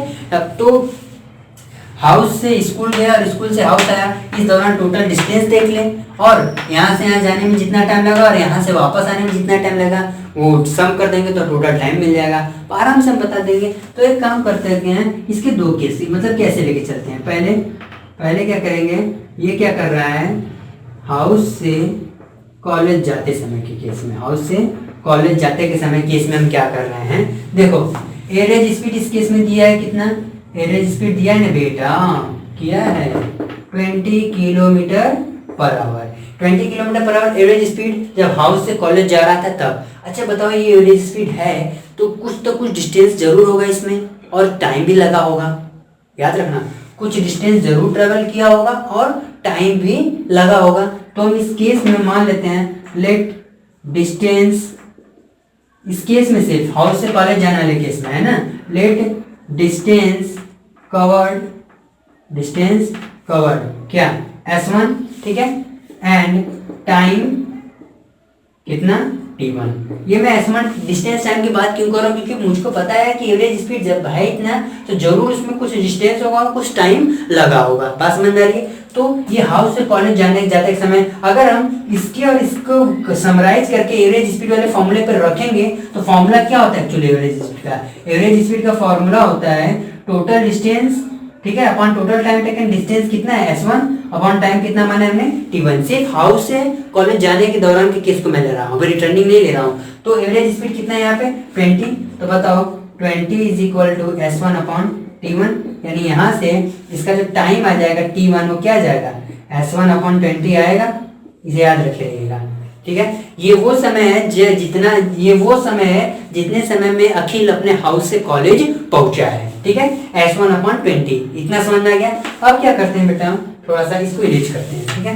अब ये केस देखते हैं, अब उसको कॉलेज से हाउस की तरफ ले आते हैं, ठीक है, कॉलेज से उसको उसके घर की तरफ ले आते हैं, होम या हाउस जो भी कह लीजिए। अब आके आते हैं, तो इस बताओ इस केस में उसकी जो एवरेज स्पीड थी, एवरेज स्पीड वो कितनी थी 30 kilometre per our. Very nice, ठीक है, 30 किलोमीटर पर आवर। अब यहाँ पे मान लेंगे कि लेट डिस्टेंस कवर्ड क्या होगा, यहाँ पे लेट डिस्टेंस कवर्ड, इस केस में क्या हो जाएगा S1 S2 मान लें, S2 एक बार के लिए मान लें, एंड टाइम क्या ले लें T2 एक बार के लिए मान लें, फिर आगे बढ़ते हैं S2 और T2 फॉर्मूले पे सेट करेंगे तो 30 is equal to S2 upon T2, यहाँ से टाइम कितना आ जाएगा T2 is equal to S2 upon 30। क्या इतना समझ में आपको आया पहली बात? हाँ, यानी हाउस से कॉलेज जाते समय टाइम T1 था और कॉलेज से हाउस आते समय टाइम कितना हो गया T2, और T1 T2 को हमने डिस्टेंस के करस्पॉन्डिंग निकाला है। S1 क्या है, हाउस से कॉलेज जाते समय कितना डिस्टेंस ट्रेवल किया, और S2 क्या है, कॉलेज से हाउस आते समय कितना डिस्टेंस ट्रेवल किया। और आपको पता है हाउस से कॉलेज जा रहा है और कॉलेज से हाउस आ रहा है, इन दोनों के बीच का जो डिस्टेंस है वो सेम है कि नहीं, है ना यार, वही सेम डिस्टेंस ट्रेवल करेगा ना। तो इस केस में यहाँ पे हम ये लिखेंगे, क्या लिखेंगे, स्टार बन के लिख रहे हैं कि S1 is equal to S2, S1 S2 बराबर, यानी हाउस से कॉलेज जाते समय का डिस्टेंस जो S1 है वही कॉलेज से हाउस आते समय डिस्टेंस है, ठीक है। S1 बराबर S2 हम करते हैं यहाँ पे, बोलो S1 बराबर S2, या इसको टोटल S मान ले। तो बताओ अब हमको एवरेज स्पीड चाहिए है पूरी जर्नी का, तो T1 T2 मिल गया, इनको जोड़ देंगे तो टाइम मिल जाएगा, टोटल टाइम, और टोटल डिस्टेंस कितना है यहाँ पे, जाते समय S और आते समय S। फिर से याद रखना, ये तो S1 S2 हमने इनके एवरेज स्पीड को एवरेज स्पीड की इंफॉर्मेशन से T1 निकालने के लिए ले लिया था, लेकिन अगर हम ऐसे रफली सोचें तो हाउस से कॉलेज जाते समय जो डिस्टेंस S होगा, यार मालूम बनाया नहीं था मैंने, हाउस और कॉलेज के बीच का डिस्टेंस मान लो S है, तो जाते समय भी तो S होगा, यानी जाते समय चला S और वापस आते समय भी चला S, यानी टोटल डिस्टेंस एक्चुअली वो चलेगा कितना S प्लस S। तो उसके लिए हम अभी ऐसे लिखेंगे, तो एक्चुअली जो टोटल डिस्टेंस उसका होगा टोटल डिस्टेंस, ठीक है, टोटल डिस्टेंस S जाते समय और S आते समय, यानी 2 years। 2 years वो डिस्टेंस है जो वो कॉलेज से स्कूल और स्कूल से कॉलेज जाते समय ट्रेवल करेगा। अच्छा, टोटल डिस्टेंस हो गया, टोटल टाइम कितना होगा, टोटल टाइम बोलो T1, टोटल टाइम के लिए क्या बोलेंगे बता, T1 प्लस T2 जोड़ दो इनको। S1 और S2 किसके, यार S1 भी और S2 के बराबर, ये दोनों S के बराबर, तो इसकी जगह S रख सकते हैं, S/20 प्लस S/30। इसको अगर आप सॉल्व करेंगे बेटा तो आपका S इधर कॉमन ले लीजिए, ठीक है, एलसीएम लेंगे 20 और 30 का, अगर आप एलसीएम लेंगे तो 10 2 3 60 हो जाएगा, ठीक है, तो 3 और 2 5/60 हो जाएगा एक्चुअली ये, ठीक है, 3 और 2 5/60। टोटल टाइम आया S इंटू 5/60 और टोटल डिस्टेंस आया 2 years। अब एवरेज स्पीड के फॉर्मूले में रख लें, घबराए नहीं, थोड़ा लंबा क्वेश्चन है लेकिन फिर से ध्यान से देखें, हम अभी इसको इरेज करेंगे सारा, ठीक है। हमको मेन डाटा ये चाहिए था, क्या, टोटल डिस्टेंस वाला टोटल टाइम, और टोटल डिस्टेंस और टोटल टाइम को निकालने के लिए हमको उनके करस्पॉन्डिंग पहले हाउस से कॉलेज जाते के दौरान हमें एवरेज स्पीड और डिस्टेंस S1 और टाइम T1 की मदद से एक्सप्रेशन बनाना पड़ा, और कॉलेज से हाउस आते समय एवरेज स्पीड डिस्टेंस S2 और टाइम T2 के करस्पॉन्डिंग इनकी हेल्प से मुझे एक और एक्सप्रेशन बनाना पड़ा T1 और T2। फिर हमने देखा कि यार ये S1 और S2 तो S के ही बराबर है, क्योंकि हाउस से कॉलेज के और कॉलेज से हाउस के बीच का डिस्टेंस तो फिक्स ही रहना है, तो हमने उसको S मान लिया। तो जाते समय का डिस्टेंस ट्रेवल किया S, आते समय का डिस्टेंस भी हुआ S, यानी टोटल डिस्टेंस ट्रेवल हुआ 2 years, और टोटल टाइम क्या हुआ T1 प्लस T2, और यहाँ पे भी S1 S2 थे, तो S1 S2 को हमने क्या ले लिया S, क्योंकि वो तो बराबर होने हैं। तो आई थिंक आपको टोटल डिस्टेंस और टोटल टाइम समझ में आ गया। इसे इरेज करते हैं, और फाइनली मुझे एक्चुअली एवरेज स्पीड बतानी थी ना, तो देखो इसको इरेज कर रहे हैं बेटा और इसको इरेज कर रहे हैं, ठीक है। हमें काम की चीज जो चाहिए थी वो मिल चुकी है, और काम की चीज़ जैसे ही मिलती है हम क्या करते हैं, उसका सफाया नहीं यार। वाल यहाँ पे हमें बतानी है क्या, एवरेज स्पीड। ठीक है, तो एवरेज स्पीड देखिए बेटा यहाँ पे क्या है, टोटल डिस्टेंस कितना है 2s whole divided by total time कितना है, टोटल टाइम कितना है s इंटू 5/60। ठीक है, समझ में आ रहा है, s से s को कैंसिल कर दीजिए। ठीक है, तो हो जाएगा यहाँ से आपका 2/5/60। ठीक है, ये डिनोमिनेटर ऊपर चला जाएगा, 2 इंटू 60/5। बस समझ में आ रही है, ये करेंगे 12 हो जाएगा, 12/5000, ये हो जाएगा 24 किलोमीटर पर आवर। तो एवरेज स्पीड इसकी टोटल कितनी मिली, 24 kilometre per our. I think आपको अच्छे से समझ में आ गया होगा। ठीक है, तो इस तरह के भी क्वेश्चंस मिलते हैं कि पार्टिकल का शुरुआत एवरेज स्पीड देता है, मतलब जाते समय का एवरेज स्पीड, फिर वापस रिटर्निंग केस का एवरेज स्पीड, फिर टोटल एवरेज स्पीड बताओ। तो करना कुछ नहीं है भाई, जाते समय के एवरेज स्पीड की मदद से हम लोग T1 T2 वगैरह निकाल लेते हैं, आते समय का T1 T2, तो फाइनली सम अप कर सकते हैं। ठीक है, तो आई थिंक आपको समझ में आया। इसमें देखिए एक और क्वेश्चन आगे बढ़ाएगा, मैं इसे डिस्कस नहीं कर रहा हूँ लेकिन बता रहा हूँ आगे क्या होगा कि देखिए यहाँ इसमें क्या था कि 2 T1 T2 मिला, वो आगे क्या करेगा, कहीं और उसको ट्रैवल करवा देगा, तो उसके करस्पॉन्डिंग मतलब कि 2 या 3 एवरेज स्पीड देगा और आपसे फाइनली लास्ट एवरेज स्पीड पूछेगा। तो वो जो 2 या 3 एवरेज स्पीड का इन्फॉर्मेशन दिया रहेगा उसकी मदद से आप क्या करेंगे, करस्पॉन्डिंग डिस्टेंस निकालेंगे, करस्पॉन्डिंग टाइम निकालेंगे, फिर फाइनल ले जाकर के टोटल डिस्टेंस करेंगे, टोटल टाइम करेंगे, है ना। बस इतना आपको याद रख के चलना है कि हमको एवरेज स्पीड बताने के लिए टोटल डिस्टेंस चाहिए होगा, टोटल टाइम, वो आपको कहीं से भी उसके गिवन इंफॉर्मेशन से आपको निकालना ही पड़ेगा। तो आई थिंक यहाँ तक समझ में आ गया। अगर ये समझ में आ गया तो मैं टोटल मिटाऊंगा, अभी तो थोड़ा सा मिटा रहा था, अब टोटल, और उसके बाद हम नेक्स्ट क्वेश्चन की तरफ बढ़ेंगे। चलिए नेक्स्ट क्वेश्चन हमारा क्या है, इसमें देखते हैं। अच्छा ही क्वेश्चन लेते हैं, ठीक है, बढ़िया क्वेश्चन थे सारे। चलो ये हो गया। तो नेक्स्ट क्वेश्चन है हमारा, driver apply the brakes and slow down the velocity of बस।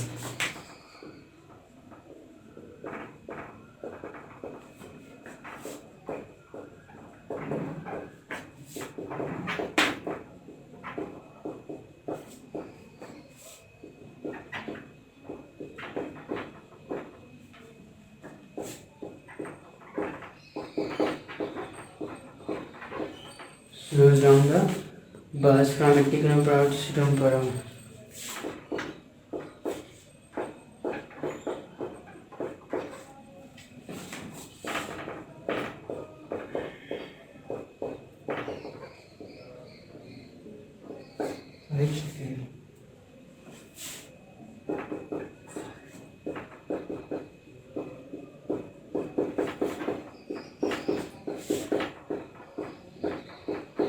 ठीक है, देखिए क्या है, कोई ड्राइवर है वो बस को ब्रेक मार लगाता है, ब्रेक लगा के बस की स्पीड को 80 किलोमीटर पर आवर से 60 किलोमीटर पर second, sorry 60 kilometre per our में ला देता है, वो भी 5 सेकेंड में, है ना। कोई ड्राइवर है वो बस ब्रेक अप्लाई करता है, बस में ब्रेक अप्लाई करते हैं, बस का speed 80 kilometre per hour to 60 kilometre per hour तक ला देता है, वो भी 5 सेकेंड में। आपको उसका एक्सेलरेशन बताना है, ठीक है।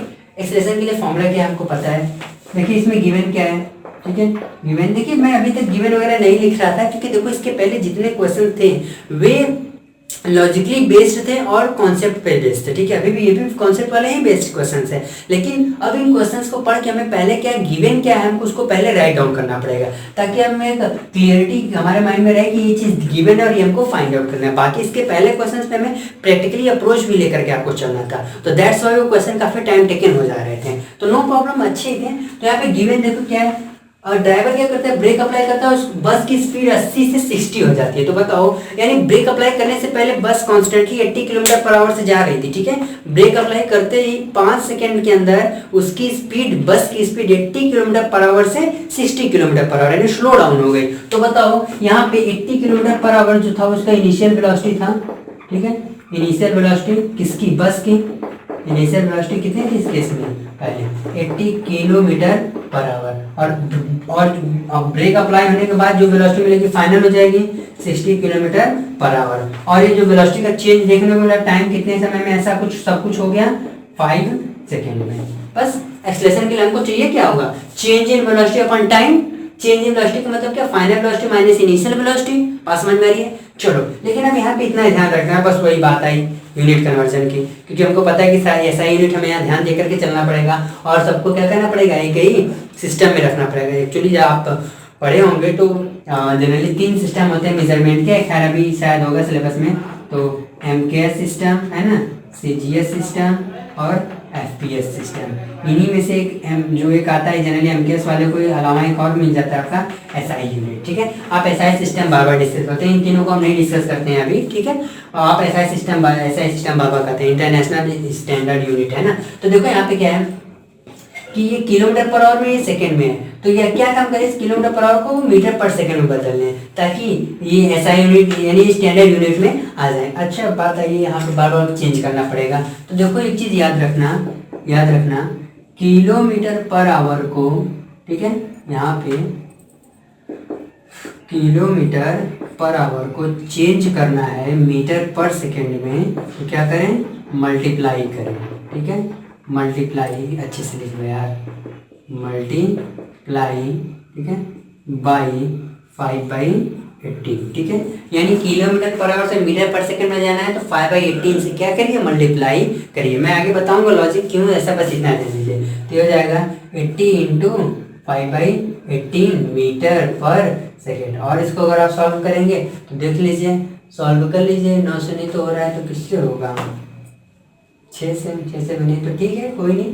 40 इंटू 5/9 यानी कि 200/9 मीटर पर सेकेंड। ठीक है, 200/9 मीटर पर सेकेंड। और ये क्या हो जाएगा, 60 इंटू 5/18 मीटर पर सेकेंड, यानी ये हो जाएगा आपका 30 हो जाएगा ना, तो 150/9 मीटर पर सेकेंड। यानी किलोमीटर पर आवर वाली स्पीड को हमने मीटर पर सेकेंड में कन्वर्ट किया और कुछ नहीं किया। टाइम इतना मिला तो बताओ एक्सेलरेशन कितना हो जाएगा, acceleration is equal to change in velocity. ठीक है, फॉर्मूला बेटा ये होता है ना, चेंज इन वेलोसिटी अपॉन में टाइम टेकन। टाइम देखो एक्सेलरेशन के लिए दे दिया कि 5 सेकंड में वेलोसिटी बदलती है उसकी, तो हमें 5 लेना पड़ेगा यहाँ पे। चेंज इन वेलोसिटी का मतलब क्या, final velocity minus initial 60 minus 80/5, यानी ये आ जाएगा आपका। यूनिट भी देख लीजिएगा, इसका यूनिट है मीटर पर सेकेंड और नीचे इसका यूनिट सेकेंड। तो ये आप कैलकुलेट करेंगे तो -20/5 यानी कि -4 मीटर पर सेकेंड स्क्वायर। ये देखेंगे तो सेकेंड मल्टीप्लाई करके सेकेंड स्क्वायर बना लेगा और मीटर वैसे रहेगा, -4 मीटर पर सेकेंड स्क्वायर। एक्सेलरेशन ये आया। और आपको पता है कि एक्सेलरेशन एक वेक्टर क्वांटिटी है, तो इसका मैग्नीट्यूड और साइन दो इन्फॉर्मेशन बहुत कुछ देगा।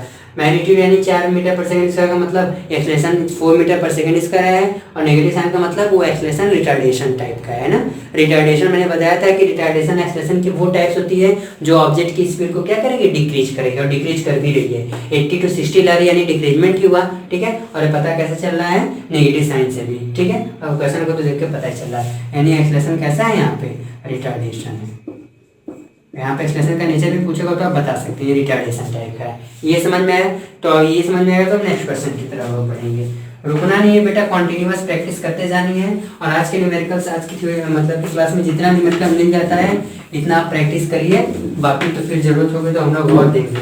ठीक है, कुछ ग्राफ वाले क्वेश्चन लेने वाले हैं, आई थिंक मुझे लेना चाहिए ग्राफ वाला क्वेश्चन। ठीक है, काफ़ी इसकी प्रैक्टिस हो चुकी है। चलिए ग्राफ वाले क्वेश्चन लेना चाहिए तो मिल भी गया। चलो, जैसे पहला जो भी क्वेश्चन 7 या 8 होगा देख लीजिएगा।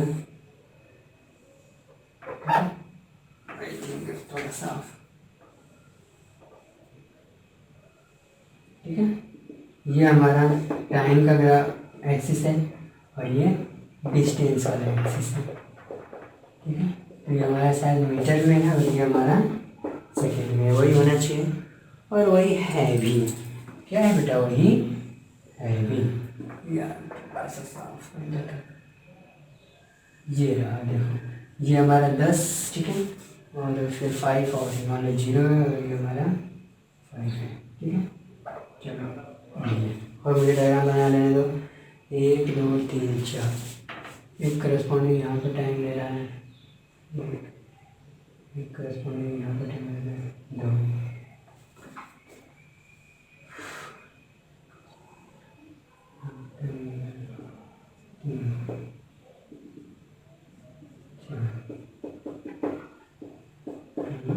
सेकेंड। ये ग्राफ में पूछ क्या रहे हैं हमसे, डिस्टेंस, अच्छा distance of the object from fix point at equal to 0, ठीक, speed of the object at 4 second, ठीक है, कुछ नहीं, हमसे तीन तीन चीज पूछ रहा है, ठीक है। नेचर ऑफ ऑब्जेक्ट, ठीक है, दूसरी चीज क्या पूछ रहा है, distance of object, distance of object from t is equal to 0, और लास्ट चीज क्या पूछ रहा है, speed of object, speed of object at t is equal to 4 second. देखो ग्राफ वाला क्वेश्चन सब आ गया। देखिए इसके पहले बहुत सारे, अभी हम Newton equation of motion, equation of motion पे भी हम क्वेश्चंस करने वाले हैं, फर्स्ट इक्वेशन, सेकंड इक्वेशन और थर्ड इक्वेशन ऑफ मोशन पे, वही हमारा लास्ट ही होगा। लेकिन इसके पहले हम एक दो ग्राफ पे सोच रहे हैं डिस्कस कर रहे हैं। तो देखो इस ग्राफ में क्या है कि कुछ डिस्टेंस टाइम का ग्राफ आपको दिया है बेटा, और डिस्टेंस टाइम का ग्राफ दे करके कुछ ऐसा ग्राफ है, आपसे कुछ चीज पूछ रहा है। तो देखो क्या है, distance time graph, nature of object. अब बताओ, एक सेकेंड में तुम करस्पॉन्डिंग देखोगे, एक सेकेंड में तुम देखोगे तो ऑब्जेक्ट तुमको 10 मीटर की दूरी पर दिखेगा। यानी कि जब तुम, एक सेकेंड का मतलब जब तुमने टाइम पास करना शुरू किया, अपने घड़ी में तुमने देखा कि यार एक सेकेंड पे देखा तो ऑब्जेक्ट 10 मीटर की दूरी पर है, फिर अगला एक सेकेंड बीता तो ऑब्जेक्ट को फिर देखा यार वो तो फिर वही 10 मीटर पे है।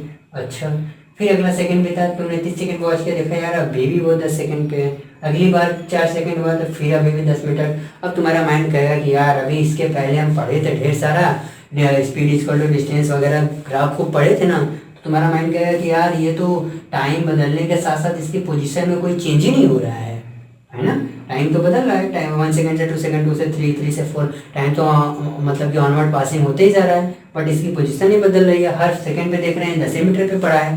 तो तुम्हारा माइंड कहेगा कि oh it is the case of rest position. सही बात है, ये रेस्ट पोजीशन का ही केस है। तो पहला जो आंसर होगा, ऑब्जेक्ट क्या होगा, in rest position, in rest position. I think आपको समझ में आ गया होगा। पहले का तो आंसर मिल गया कि ऑब्जेक्ट क्या है, रेस्ट पोजीशन में है। दूसरे का देखो, दूसरे का distance of object from t equal to 0, t equal to 0 यही समय शुरू में t इक्वल टू 0 पे आप देखोगे तो ऑब्जेक्ट का डिस्टेंस कितना चल चुका होगा, 10 मीटर। देखो ना, ये t इक्वल टू 0 ही तो है। यहाँ पे तुम खड़े होकर देखोगे ग्राफ को कि ओ ऑब्जेक्ट 10 मीटर की दूरी पर है। ऐसा नहीं कि हवा में होगा, ग्राफ में ऐसा नहीं कि कहोगे t इक्वल टू 10 मीटर दूरी पर, ऐसे नहीं होगा। एक्चुअली ग्राफ के थ्रू ऐसे शो किया जा रहा है तो ये आपको हॉरिजॉन्टल मोशन है, ठीक है, स्ट्रेट लाइन मोशन। तो इस केस में डिस्टेंस कितना हो जाएगा, डिस्टेंस इज इक्वल टू कितना है बेटा, 10 मीटर। डिस्टेंस इस केस में 10 मीटर हो जाएगा, ठीक। और थर्ड केस क्या है, स्पीड, 4 सेकेंड में उसकी स्पीड है। आपको पता है स्पीड इज इक्वल टू क्या होता है, डिस्टेंस अपॉन टाइम। बात तो ठीक है, कहोगे यार 4 सेकेंड पे डिस्टेंस ले लेते हैं 10 मीटर और टाइम ले लेते हैं 1 2 3 4, यानी डिस्टेंस है 10, टाइम है 4, 10 अपॉन 4 स्पीड हो जाएगी। और वहीं पे आपका आंसर गलत हो जाएगा, क्योंकि बेटा रेस्ट में है ऑब्जेक्ट, और रेस्ट में ऑब्जेक्ट जो रहता है उसकी स्पीड होती नहीं है, ठीक है। ये शुरू से ही बेचारा 10 मीटर पे अटका हुआ है, भले टाइम बीत रहा है लेकिन टाइम बीतने के साथ 10 मीटर पे। तो इस केस में जो इसकी स्पीड होगी, स्पीड कितनी हो जाएगी, 0 मीटर पर सेकेंड। आई थिंक आपको समझ में आ गया होगा, ग्राफ समझ में आया, ठीक है। तो घबराए नहीं, ऐसे बहुत सारे ग्राफ के क्वेश्चन आपके सामने आने वाले हैं, तो मुझे इसे इरेज करना चाहिए।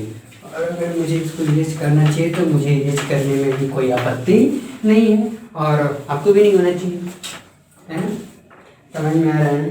नेक्स्ट क्वेश्चन है हमारा, अच्छा क्वेश्चन है, मुझे लगता है ये डिस्कस कर देना चाहिए। ओह ठीक है बेटा, इसे भी कर लेते हैं। एक और क्वेश्चन है आपके सामने, डिस्टेंस टाइम का एक ग्राफ है, ठीक है। डिस्टेंस टाइम का एक ग्राफ है, ये हमारा डिस्टेंस और ये हमारा टाइम। ग्राफ कुछ इस तरीके से है, एक तो ए वाले का ग्राफ है, ये ए का ग्राफ है, बनाने दीजिए फिर समझाते हैं। फिर इसके बाद 2 सेकंड से बी वाले का ग्राफ गया है, 2 सेकंड से बी वाले का ग्राफ गया है और इसे करीबन बी वाले का जो है वो ए के पास भी ले जाना चाहिए, पैरेलल उसको ले जाना चाहिए। एक्चुअली पैरेलल है क्या? नहीं पैरेलल तो नहीं है बट हाँ ठीक है। और सी का क्या है बेटा, 6 से गया है और ए को इंटरसेक्ट करते हुए बी को भी इंटरसेक्ट कर दिया है, ठीक है। 2 4 6 ए को इंटरसेक्ट करते हुए बी को भी इंटरसेक्ट। एक्चुअली सॉरी कर्व हो गया है, कर्व होगा नहीं एक्चुअली स्ट्रेट लाइन होगा ना, तो इसको स्ट्रेट लाइन ले जाने के लिए मुझे ये बी का है और ये सी का है, यहाँ पे इंटरसेक्शन हो रहा है तो टाइम को भी मुझे ले जाना पड़ेगा, ठीक है। एक यहाँ पे इंटरसेक्ट हो रहा है और एक यहाँ पे इंटरसेक्शन हो रहा है, ठीक है। अब फटाफट मैं सब लिख देता हूँ। सब फटाफट लिखने का क्या मतलब है कि 2 4 6 ये हमारा 2 है, ठीक है, हमारा 4 है, ये हमारा 6 है, 6, ठीक है। 6 और 6 के बाद ये को जहाँ पे इंटरसेक्ट कर रहा है वो है हमारा 10, ठीक है। और ये के ठीक नीचे 1.6 पे 10 भी है, 1.6 पे 8 भी है। यहाँ पे टाइम हमारा 1.6 है और यहाँ पे करस्पॉन्डिंग जो डिस्टेंस हमारा 8 है, ठीक है। आई थिंक आपको क्लियर हो रहा होगा। मैं सारे पॉइंट क्लियर अभी कर रहा हूँ, जरा वेट करिए क्योंकि थोड़ा सा ग्राफ ठीक से बनाना पड़ेगा हमको ना। तो ठीक है, इतने होंगे इतने होंगे इतने होंगे और ये जहाँ पे इसको इंटरसेक्ट कर रहा है वो हमारा क्या है, ये इसके करस्पॉन्डिंग ये जो डिस्टेंस मिलेगा वो कितना है, 12 है, ठीक है। इसके करस्पॉन्डिंग इसके करस्पॉन्डिंग इसके अब इसके करस्पॉन्डिंग में टाइम निकाल लेते हैं, ठीक है। तो ये हमारा 1.6 है ना, तो ये हमारा कितना है 0.8 और ये हमारा O है, ठीक, कोई बात नहीं। 0.6 किसके करस्पॉन्डिंग होगा, 0.6 G के करस्पॉन्डिंग होगा। तो इसको करीबन इस पार्टिकल को यहाँ से यहाँ तक थोड़ा दूर जाना चाहिए था, मैं बता रहा हूँ। थोड़ा टेढ़ा हो जाएगा, अब टेढ़ा नहीं होना चाहिए, मैं बता रहा हूँ ऐसा क्यों है। ये जो टेढ़ा मैं शो कर रहा हूँ उसको मैं बता रहा हूँ क्यों टेढ़ा मैंने शो किया, ठीक है। क्योंकि ग्राफ है ना तो इसको ऐसे होना नहीं चाहिए, इसको हॉरिजॉन्टल होना चाहिए। मैं क्लियर कर रहा हूँ ऐसा क्यों, ठीक। पहले मुझे बना लीजिए, डी हो गया, फिर इसके बाद एफ हो गया, ये हमारा ई हो गया, ओके। और फाइनली बी सी भी हो गया, ओके, हो गया सारा। और 2 4 6 8 ठीक है, बाकी तो सही है। यानी O A B C D E F वगैरह वगैरह वगैरह। देखिए इस ग्राफ में डिस्टेंस टाइम का ये ग्राफ है, ठीक है। डिस्टेंस हमारा यहाँ पे मीटर में है। बस एक चीज़ होनी चाहिए थी, ये मेरा इसके पैरेलल होना चाहिए था। क्योंकि डायग्राम हमने काफ़ी बना दिया था तो हमने इसको पैरेलल ना लेके ऐसे ले लिया, लेकिन एक्चुअली ऐसा होता नहीं है। ये जो डॉटेड ऐसे गया है वो एक्चुअली हॉरिजॉन्टल ऐसे ना जाके वो ऐसे जाना चाहिए था और यहाँ पे इसको लगभग इसके सामने आना चाहिए था। तो हम सामने ही समझेंगे, ठीक है। क्वेश्चन 2 4 चीज़ें पूछ रहा है। पहला क्या पूछ रहा है, पहला काफ़ी कुछ पूछ रहा है कि which car has highest speed and which has the lowest, which car has highest speed and which has lowest, ठीक। सेकेंड क्वेश्चन क्या, सारे क्वेश्चंस लिख रहे हैं फटाफट। But the distance of each car from the origin, ठीक है। What is the distance of each car at t is equal to 0, ठीक है, ठीक। Are the 3 car ever at the same point on the road? तीसरा question है, are the 3 car ever at the same road, ठीक। Fourth question है when B passes a where is car C, when B passes a where is car C. And finally last question है बेटा कि how much distance B travels when passes child C. Well fifth नहीं, वो ज़्यादा important नहीं, इतना हमें बताना है। तो इस ग्राफ की मदद से आपको इतनी चीज़ें बतानी, बस इतना समझिएगा ग्राफ में ये पैरेलल है इस तरीके का, ठीक है। तो पहला क्या है, विच कार है highest speed and which is lowest. तो देखो 3 कारें हैं ए बी सी, ठीक है। और ग्राफ किसका है, डिस्टेंस और टाइम का। तो यहाँ डिस्टेंस टाइम ग्राफ लेके स्पीड आपसे पूछ रहा है, और आपको पता है कि slope of distance time graph, slope of distance time dt, distance time graph क्या देता है, स्पीड ही तो देता है, ठीक है। तो स्पीड यानी कि जिसका स्लोप मैंने बताया था बेटा ना, हॉरिजॉन्टल लाइन एक्सिस से कोई लाइन कितने एंगल पे इंक्लाइंड रहती है वही उसका स्लोप होता है। तो जिस ऑब्जेक्ट का स्लोप ज्यादा होगा, जिस कार का स्लोप ज्यादा होगा उसकी स्पीड भी क्या होगी, ज्यादा होगी। देखो इसका स्लोप, कार ए का स्लोप देखो ऐसा है, इतना है। कार बी के स्लोप के लिए हम क्या करेंगे, कार बी का स्लोप ऐसे है ना, तो यहाँ से देखेंगे तो कार बी का एक्चुअली स्लोप तुमको दिखेगा इतना, जो कि ए से कम है। उसके बाद कार सी का स्लोप तुम देखोगे, कार सी का स्लोप ये हॉरिजॉन्टल यहाँ से ऐसे जाएगा, उसका करीबन और भी कम होगा। यानी सबसे ज्यादा स्लोप कार ए का है, फिर बी का है, उसके बाद सी का है। तो जिसका स्लोप ज्यादा होता है उसकी स्पीड भी क्या होती है, ज्यादा होती है, मीन्स ग्रेटर होती है। तो इस केस में पहले का जो आंसर होगा, आंसर मैं देने जा रहा हूँ। फर्स्ट में विच कार है highest base, car A has highest speed and B C, car C has lowest speed. कोई बोलेगा बेटा किस बेसिस पे आपने आंसर दिया, तो बोलेंगे कि slope of car A is greater than slope of car B and slope of car B is greater than slope of car C. तो आई थिंक आपको समझ में आ गया होगा। तो स्लोप जिस कार का या जिस ग्राफ का, जिस पार्टिकल का स्लोप ज्यादा होगा उसका स्पीड भी ज्यादा होगा। तो सबसे ज्यादा मैक्सिमम स्पीड ए की है, फिर बी की है, फिर सी की। क्या पहला क्वेश्चन का आंसर समझ में आ गया? तो हम इसे इरेज करते हैं क्योंकि स्पेस नहीं हमारे पास में, एक्चुअली स्पेस ना होने से हमको इरेज करना ही पड़ेगा, ठीक है। चलो ये इरेज हो गया पहला। अब दूसरा यहीं पे बताते हैं। दूसरा क्या है, दूसरे का सॉल्यूशन सेकंड वाले का। What is the distance of each car at t equal to 0। t equal to 0 यानी यहाँ पे देखो कार सबकी डिस्टेंस कितनी है। t इक्वल टू 0 पे देखो कार तो भाई यहीं से शुरुआत कर रहा है, कार ए तो यहीं से मोशन शुरू कर रहा है। तो t इक्वल टू 0 पे at t equal to 0 car A का जो डिस्टेंस होगा, ठीक है, डिस्टेंस तो कितना होगा 0, क्योंकि वो यहीं से भी शुरुआत ही कर रहा है। और t इक्वल टू 0 पे कार बी देखो कितना है, कार बी 2 मीटर चल चुका है। तो t इक्वल टू 0 पे कार बी की जो डिस्टेंस होगी, कार बी की डिस्टेंस कितनी होगी 2 मीटर, ठीक है। और कार सी की डिस्टेंस कितनी होगी, कार सी की डिस्टेंस देख लो t इक्वल टू 0 पे 6 मीटर। तो आई थिंक आपको समझ में आ गया होगा। ग्राफ से सीधा दिख रहा है कि t इक्वल टू 0 के बाद इसका ग्राफ 0 से शुरू हो रहा है तो 0 मीटर, t इक्वल टू 0 पे इसका डिस्टेंस 2 मीटर और t इक्वल टू 0 पे इसका डिस्टेंस 6 मीटर। क्या इतनी बात समझ में आ गई? इतने समझ में आ गई तो इसे भी इरेज करते हैं। थर्ड क्या है, third are the 3 car ever at the same road. मतलब कि क्या तीनों कार एक रोड पे मिल सकती हैं? देखो ना उनके ग्राफ से पता चलेगा, जरा देखना।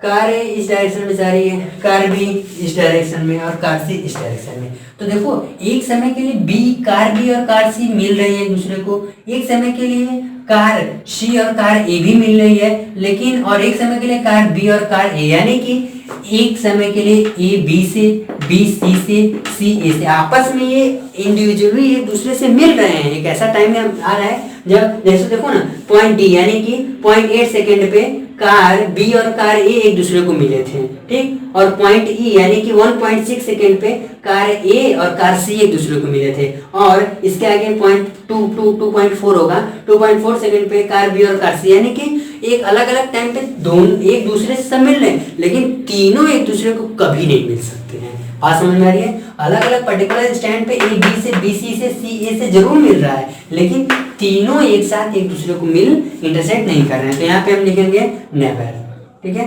नेवर, यानी कि कभी भी एक दूसरे को एक रोड पे मिलेंगे नहीं। ये समझ में आ गया? इरेज करो इसे। और last when B passes A where is car C, जब बी जो है बी ए को पास कर रहा था तो उस समय कार सी कहाँ पे थी? तो देखो बी ए को कब पास करेगा? जब वो पहली बार बी से मिलते जाएगा। तो बी का ग्राफ ये वाला है और ए का ग्राफ ये वाला है। तो जब बी ऐसे जा रहा था और ए ऐसे जा रहा था तो एक दूसरे को यहाँ पे मिले, तो बी यहाँ पे ए को पास किया था, उससे आगे जा रहा था। तो बी ए को जब पास किया था तो उस समय कार सी कहाँ पे था? 6 मीटर की दूरी पर था। क्या बात समझ में आ रही है? जब कार बी कार ए को पास कर रहा था तो उस केस में कुछ समय देखा गया तो कार सी कितने डिस्टेंस पे था? 6 मीटर पे। तो इस केस में व्हेन बी पासेस से car where is car C, तो लिखेंगे car C is at 6 metre.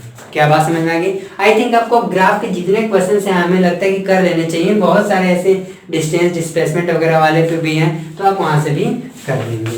तो इसको इरेज करते हैं। तो देखिए अभी डिस्कशन में इतना हमने न्यूमेरिकल्स दे रखा है।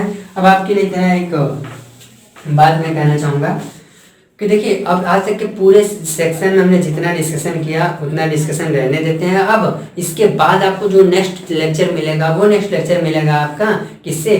Force and law of motion, यानी कि सेकंड चैप्टर से आपसे मिलने वाला है। इसके बाद जो भी सेकंड चैप्टर है आपका उससे मिलेगा। आज तक के लिए हमने जितने टाइप के न्यूमेरिकल वो हमने कवर कर रखे हैं।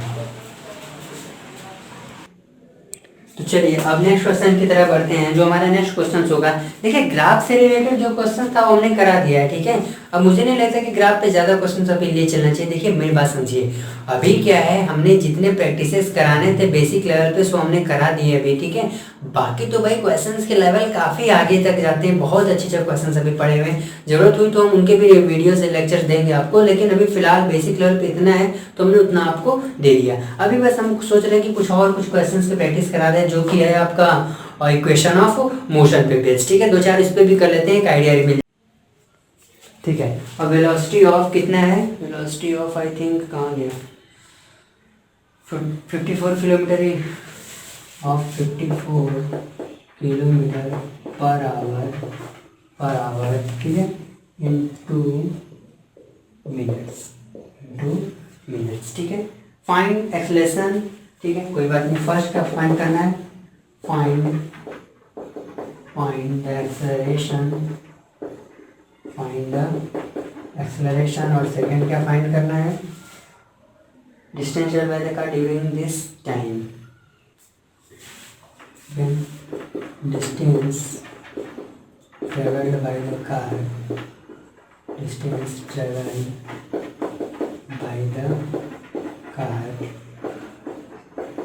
during this time. Questions क्या है? A car starts from rest and acquires the velocity of इतना kilometre per our in 2 minutes। तो ठीक है, मतलब रेस्ट से कार शुरू करती है और 2 मिनट में वो 54 किलोमीटर पर आवर की स्पीड गेन कर लेती है, ठीक है, अच्छी बात है। पहला पूछ रहा है एक्सेलरेशन बताना, दूसरी चीज distance travelled bye the car during this time, बढ़िया है। तो देखो इक्वेशन ऑफ मोशन अप्लाई करने से पहले हमें क्या करना चाहिए? देखो हमारे इक्वेशन ऑफ मोशन 3 ही है, first equation of motion, second equation of motion and third equation of motion.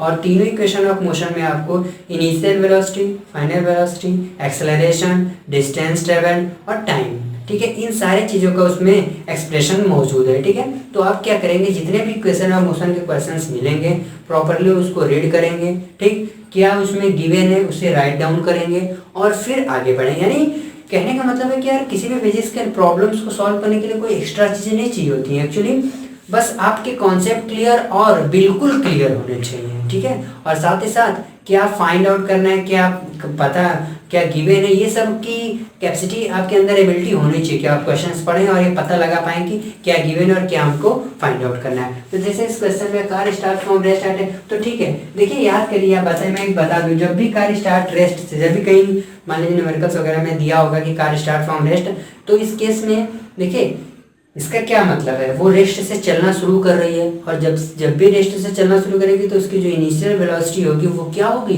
0 होगी। इनिशियल वेलोसिटी उस केस में बेटा उसकी क्या होगी?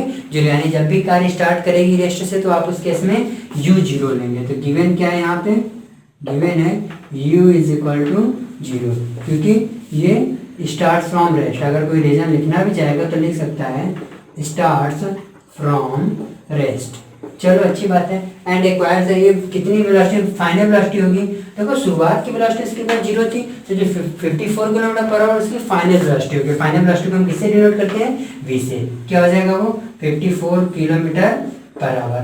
और इस दौरान टोटल टाइम कितना उसको लगता है, 2 मिनट। तो पहली चीज इनको सेम यूनिट में ले जाइए, 1 किलोमीटर पर आवर मिनट में, तो क्या करें यार इन्हीं को आवर में बदल दीजिए, आसान हो जाएगा हमारे लिए। तो इनको आवर में बदल दीजिए 2/60 से, ठीक है। ये हो जाएंगे 1/30 आवर। कोई बात नहीं, टाइम भी हमको मिल गया। तो बताओ पहले केस में आपसे क्या पूछ रहा है, एक्सेलरेशन पूछ रहा है, फाइंड द एक्सेलरेशन। आसान है, एक्सेलरेशन के लिए तुमको क्या पता है, चेंज इन वेलोसिटी, ठीक है, change in velocity upon time taken. तो बताओ फाइनल वेलोसिटी कितनी है यहाँ पे, 54 माइनस इनिशियल 0 अपॉन में 1/30, भाई है कि नहीं, 1/30। तो इस केस में एक्सेलरेशन जो उसका आ जाएगा 54 इंटू 30। वाह बहुत ज़्यादा एक्सेलरेशन आ गया है। एक्सेलरेशन कभी भी अभी कम हो जाएगा, देखो कैसे एक्सेलरेशन यहाँ पे आ जाएगा। आप इसको करोगे ना 12 16 1620, ठीक है, 1620 किलोमीटर पर आवर स्क्वायर आया है, ठीक है। एक्सेलरेशन यहाँ किलोमीटर पर आवर स्क्वायर में, हमको उसको मीटर पर सेकंड स्क्वायर, क्योंकि एक्सेलरेशन की स्टैंडर्ड यूनिट होती है मीटर पर सेकंड स्क्वायर। तो देखो ये किलोमीटर पर आवर हम ये अप्रोच नहीं करेंगे, हम इसको इरेज करते हैं, ठीक है, हम इसको इरेज करते हैं। हम क्या करेंगे, टाइम को ना, टाइम को यहाँ से आवर तो ठीक है, टाइम को किस में बदल देंगे, सेकेंड में बदल देंगे, और इस किलोमीटर पर आवर को किस में बदल देंगे, मीटर पर सेकेंड में। देखो वैसे किलोमीटर पर आवर स्क्वायर वाले से भी कोई गलती नहीं होती, लेकिन थोड़ा सा कैलकुलेशन लेंथी हो जाएगा। तो हम चाह रहे हैं कि स्पीड को क्या कर सकते हैं, मीटर पर सेकेंड में बदल दें। जिसको मीटर पर सेकेंड में बदल सकते हैं कैसे, 54 इंटू 5/18 से, तो 18 3 जा 54, ये हो जाएगा 15 मीटर पर सेकेंड। और टाइम क्या हो जाएगा, 2 मिनट के करस्पॉन्डिंग 120 सेकेंड। क्या बात समझ में आ गई। तो अब फर्स्ट क्वेश्चन कैलकुलेट करिए, एक्सेलरेशन चेंज इन वेलोसिटी क्या, 15 माइनस 0, ठीक है, 15 माइनस 0 डिवाइडेड बाई 120, 120 है ना। तो यहाँ से क्या हो जाएगा एक्सेलरेशन आपका 15/120, ये आप कैलकुलेट करेंगे तो हो जाएगा 1/8 मीटर पर सेकेंड स्क्वायर। क्या बात समझ में आई। एक्सेलरेशन आ गया आपका 1/8 मीटर पर सेकेंड स्क्वायर, और एक्सेलरेशन पॉजिटिव भी आया है, होना भी चाहिए। तो एक्सेलरेशन आपको समझ में आ गया। सेकंड क्वेश्चन क्या फाइंड करना है, distance travel by the car during this time. Distance के लिए हम क्या फाइंड, सेकंड इक्वेशन हम मोशन यूज करेंगे, है ना। We know that S is equal to ut plus half at square. तो ठीक है, ut क्या है यहाँ पे, देखो इनिशियल वेलोसिटी 0 है, तो इस केस में 0 इंटू टी आप कितना ले रहे हैं, 120 सेकेंड ले रहे हैं ना, तो उससे कोई मतलब नहीं होगा क्योंकि ये 0 होने वाला है, प्लस हाफ ए। अच्छा यहाँ पे एक्सेलरेशन कितना आपका है 1/8 इंटू, इसको थोड़ा इधर लिखने पड़ेंगे, ठीक है। तो इससे पहले मैं मिटा दे रहा हूँ, ठीक है, इरेजर कहाँ गया, मिटाने वाला, इसे हम इरेज कर रहे हैं, ठीक है। याद रखेंगे कि acceleration 1/8 metre per second square आया है। तो यहाँ से सेकंड केस का क्वेश्चन होगा s equal to 0 into 120 plus half A है आपका 1/8 इंटू टी स्क्वायर। टी कितना है एक्चुअली, टी यानी कि 120 का होल स्क्वायर। यहाँ से आंसर मीटर में आएगा। s इज इक्वल टू ये तो पूरा 0 हो जाएगा, प्लस इसको लिखेंगे half into 1/8 into 120 into 120 square है ना, 8 से इसको डिवाइड करेंगे 15 बार में जाएगा, ठीक है। तो 0 प्लस हाफ इंटू 15 इंटू 120, तो 2 से इसको डिवाइड कर दीजिए 60 बार में चला जाएगा, ठीक है, 60 बार में। तो क्या हो जाएगा s is equal to 0 plus 15 into 60। देख रहे हैं ना, पहले 8 से 120, 120 का स्क्वायर है तो 120 120 बांट दिया, 120 को पहले 8 से डिवाइड किया, 15 बार में कैंसिल आउट हुआ, फिर इसी 120 को 2 से डिवाइड कर दिया। तो 15 इंटू 60 यानी कि इस केस में जो s आएगा 15 6 90, 900 मीटर। तो एक्सेलरेशन आपका आया था 1/8 मीटर पर सेकेंड स्क्वायर, और स्पीड और सॉरी डिस्टेंस लेवल कितना है 900 मीटर। तो देखो इक्वेशन ऑफ मोशन भी आसान है, यानी सिंपली गिवन क्या है लिखना, फिर फाइंड आउट क्या करना है, और उसके बाद कैलकुलेशन। आप कैलकुलेशन गलतियां करेंगे तो भाई आंसर मिसमैच तो होगा ही आपका। तो इसे ये करते हैं और नेक्स्ट क्वेश्चन की तरफ बढ़ते हैं।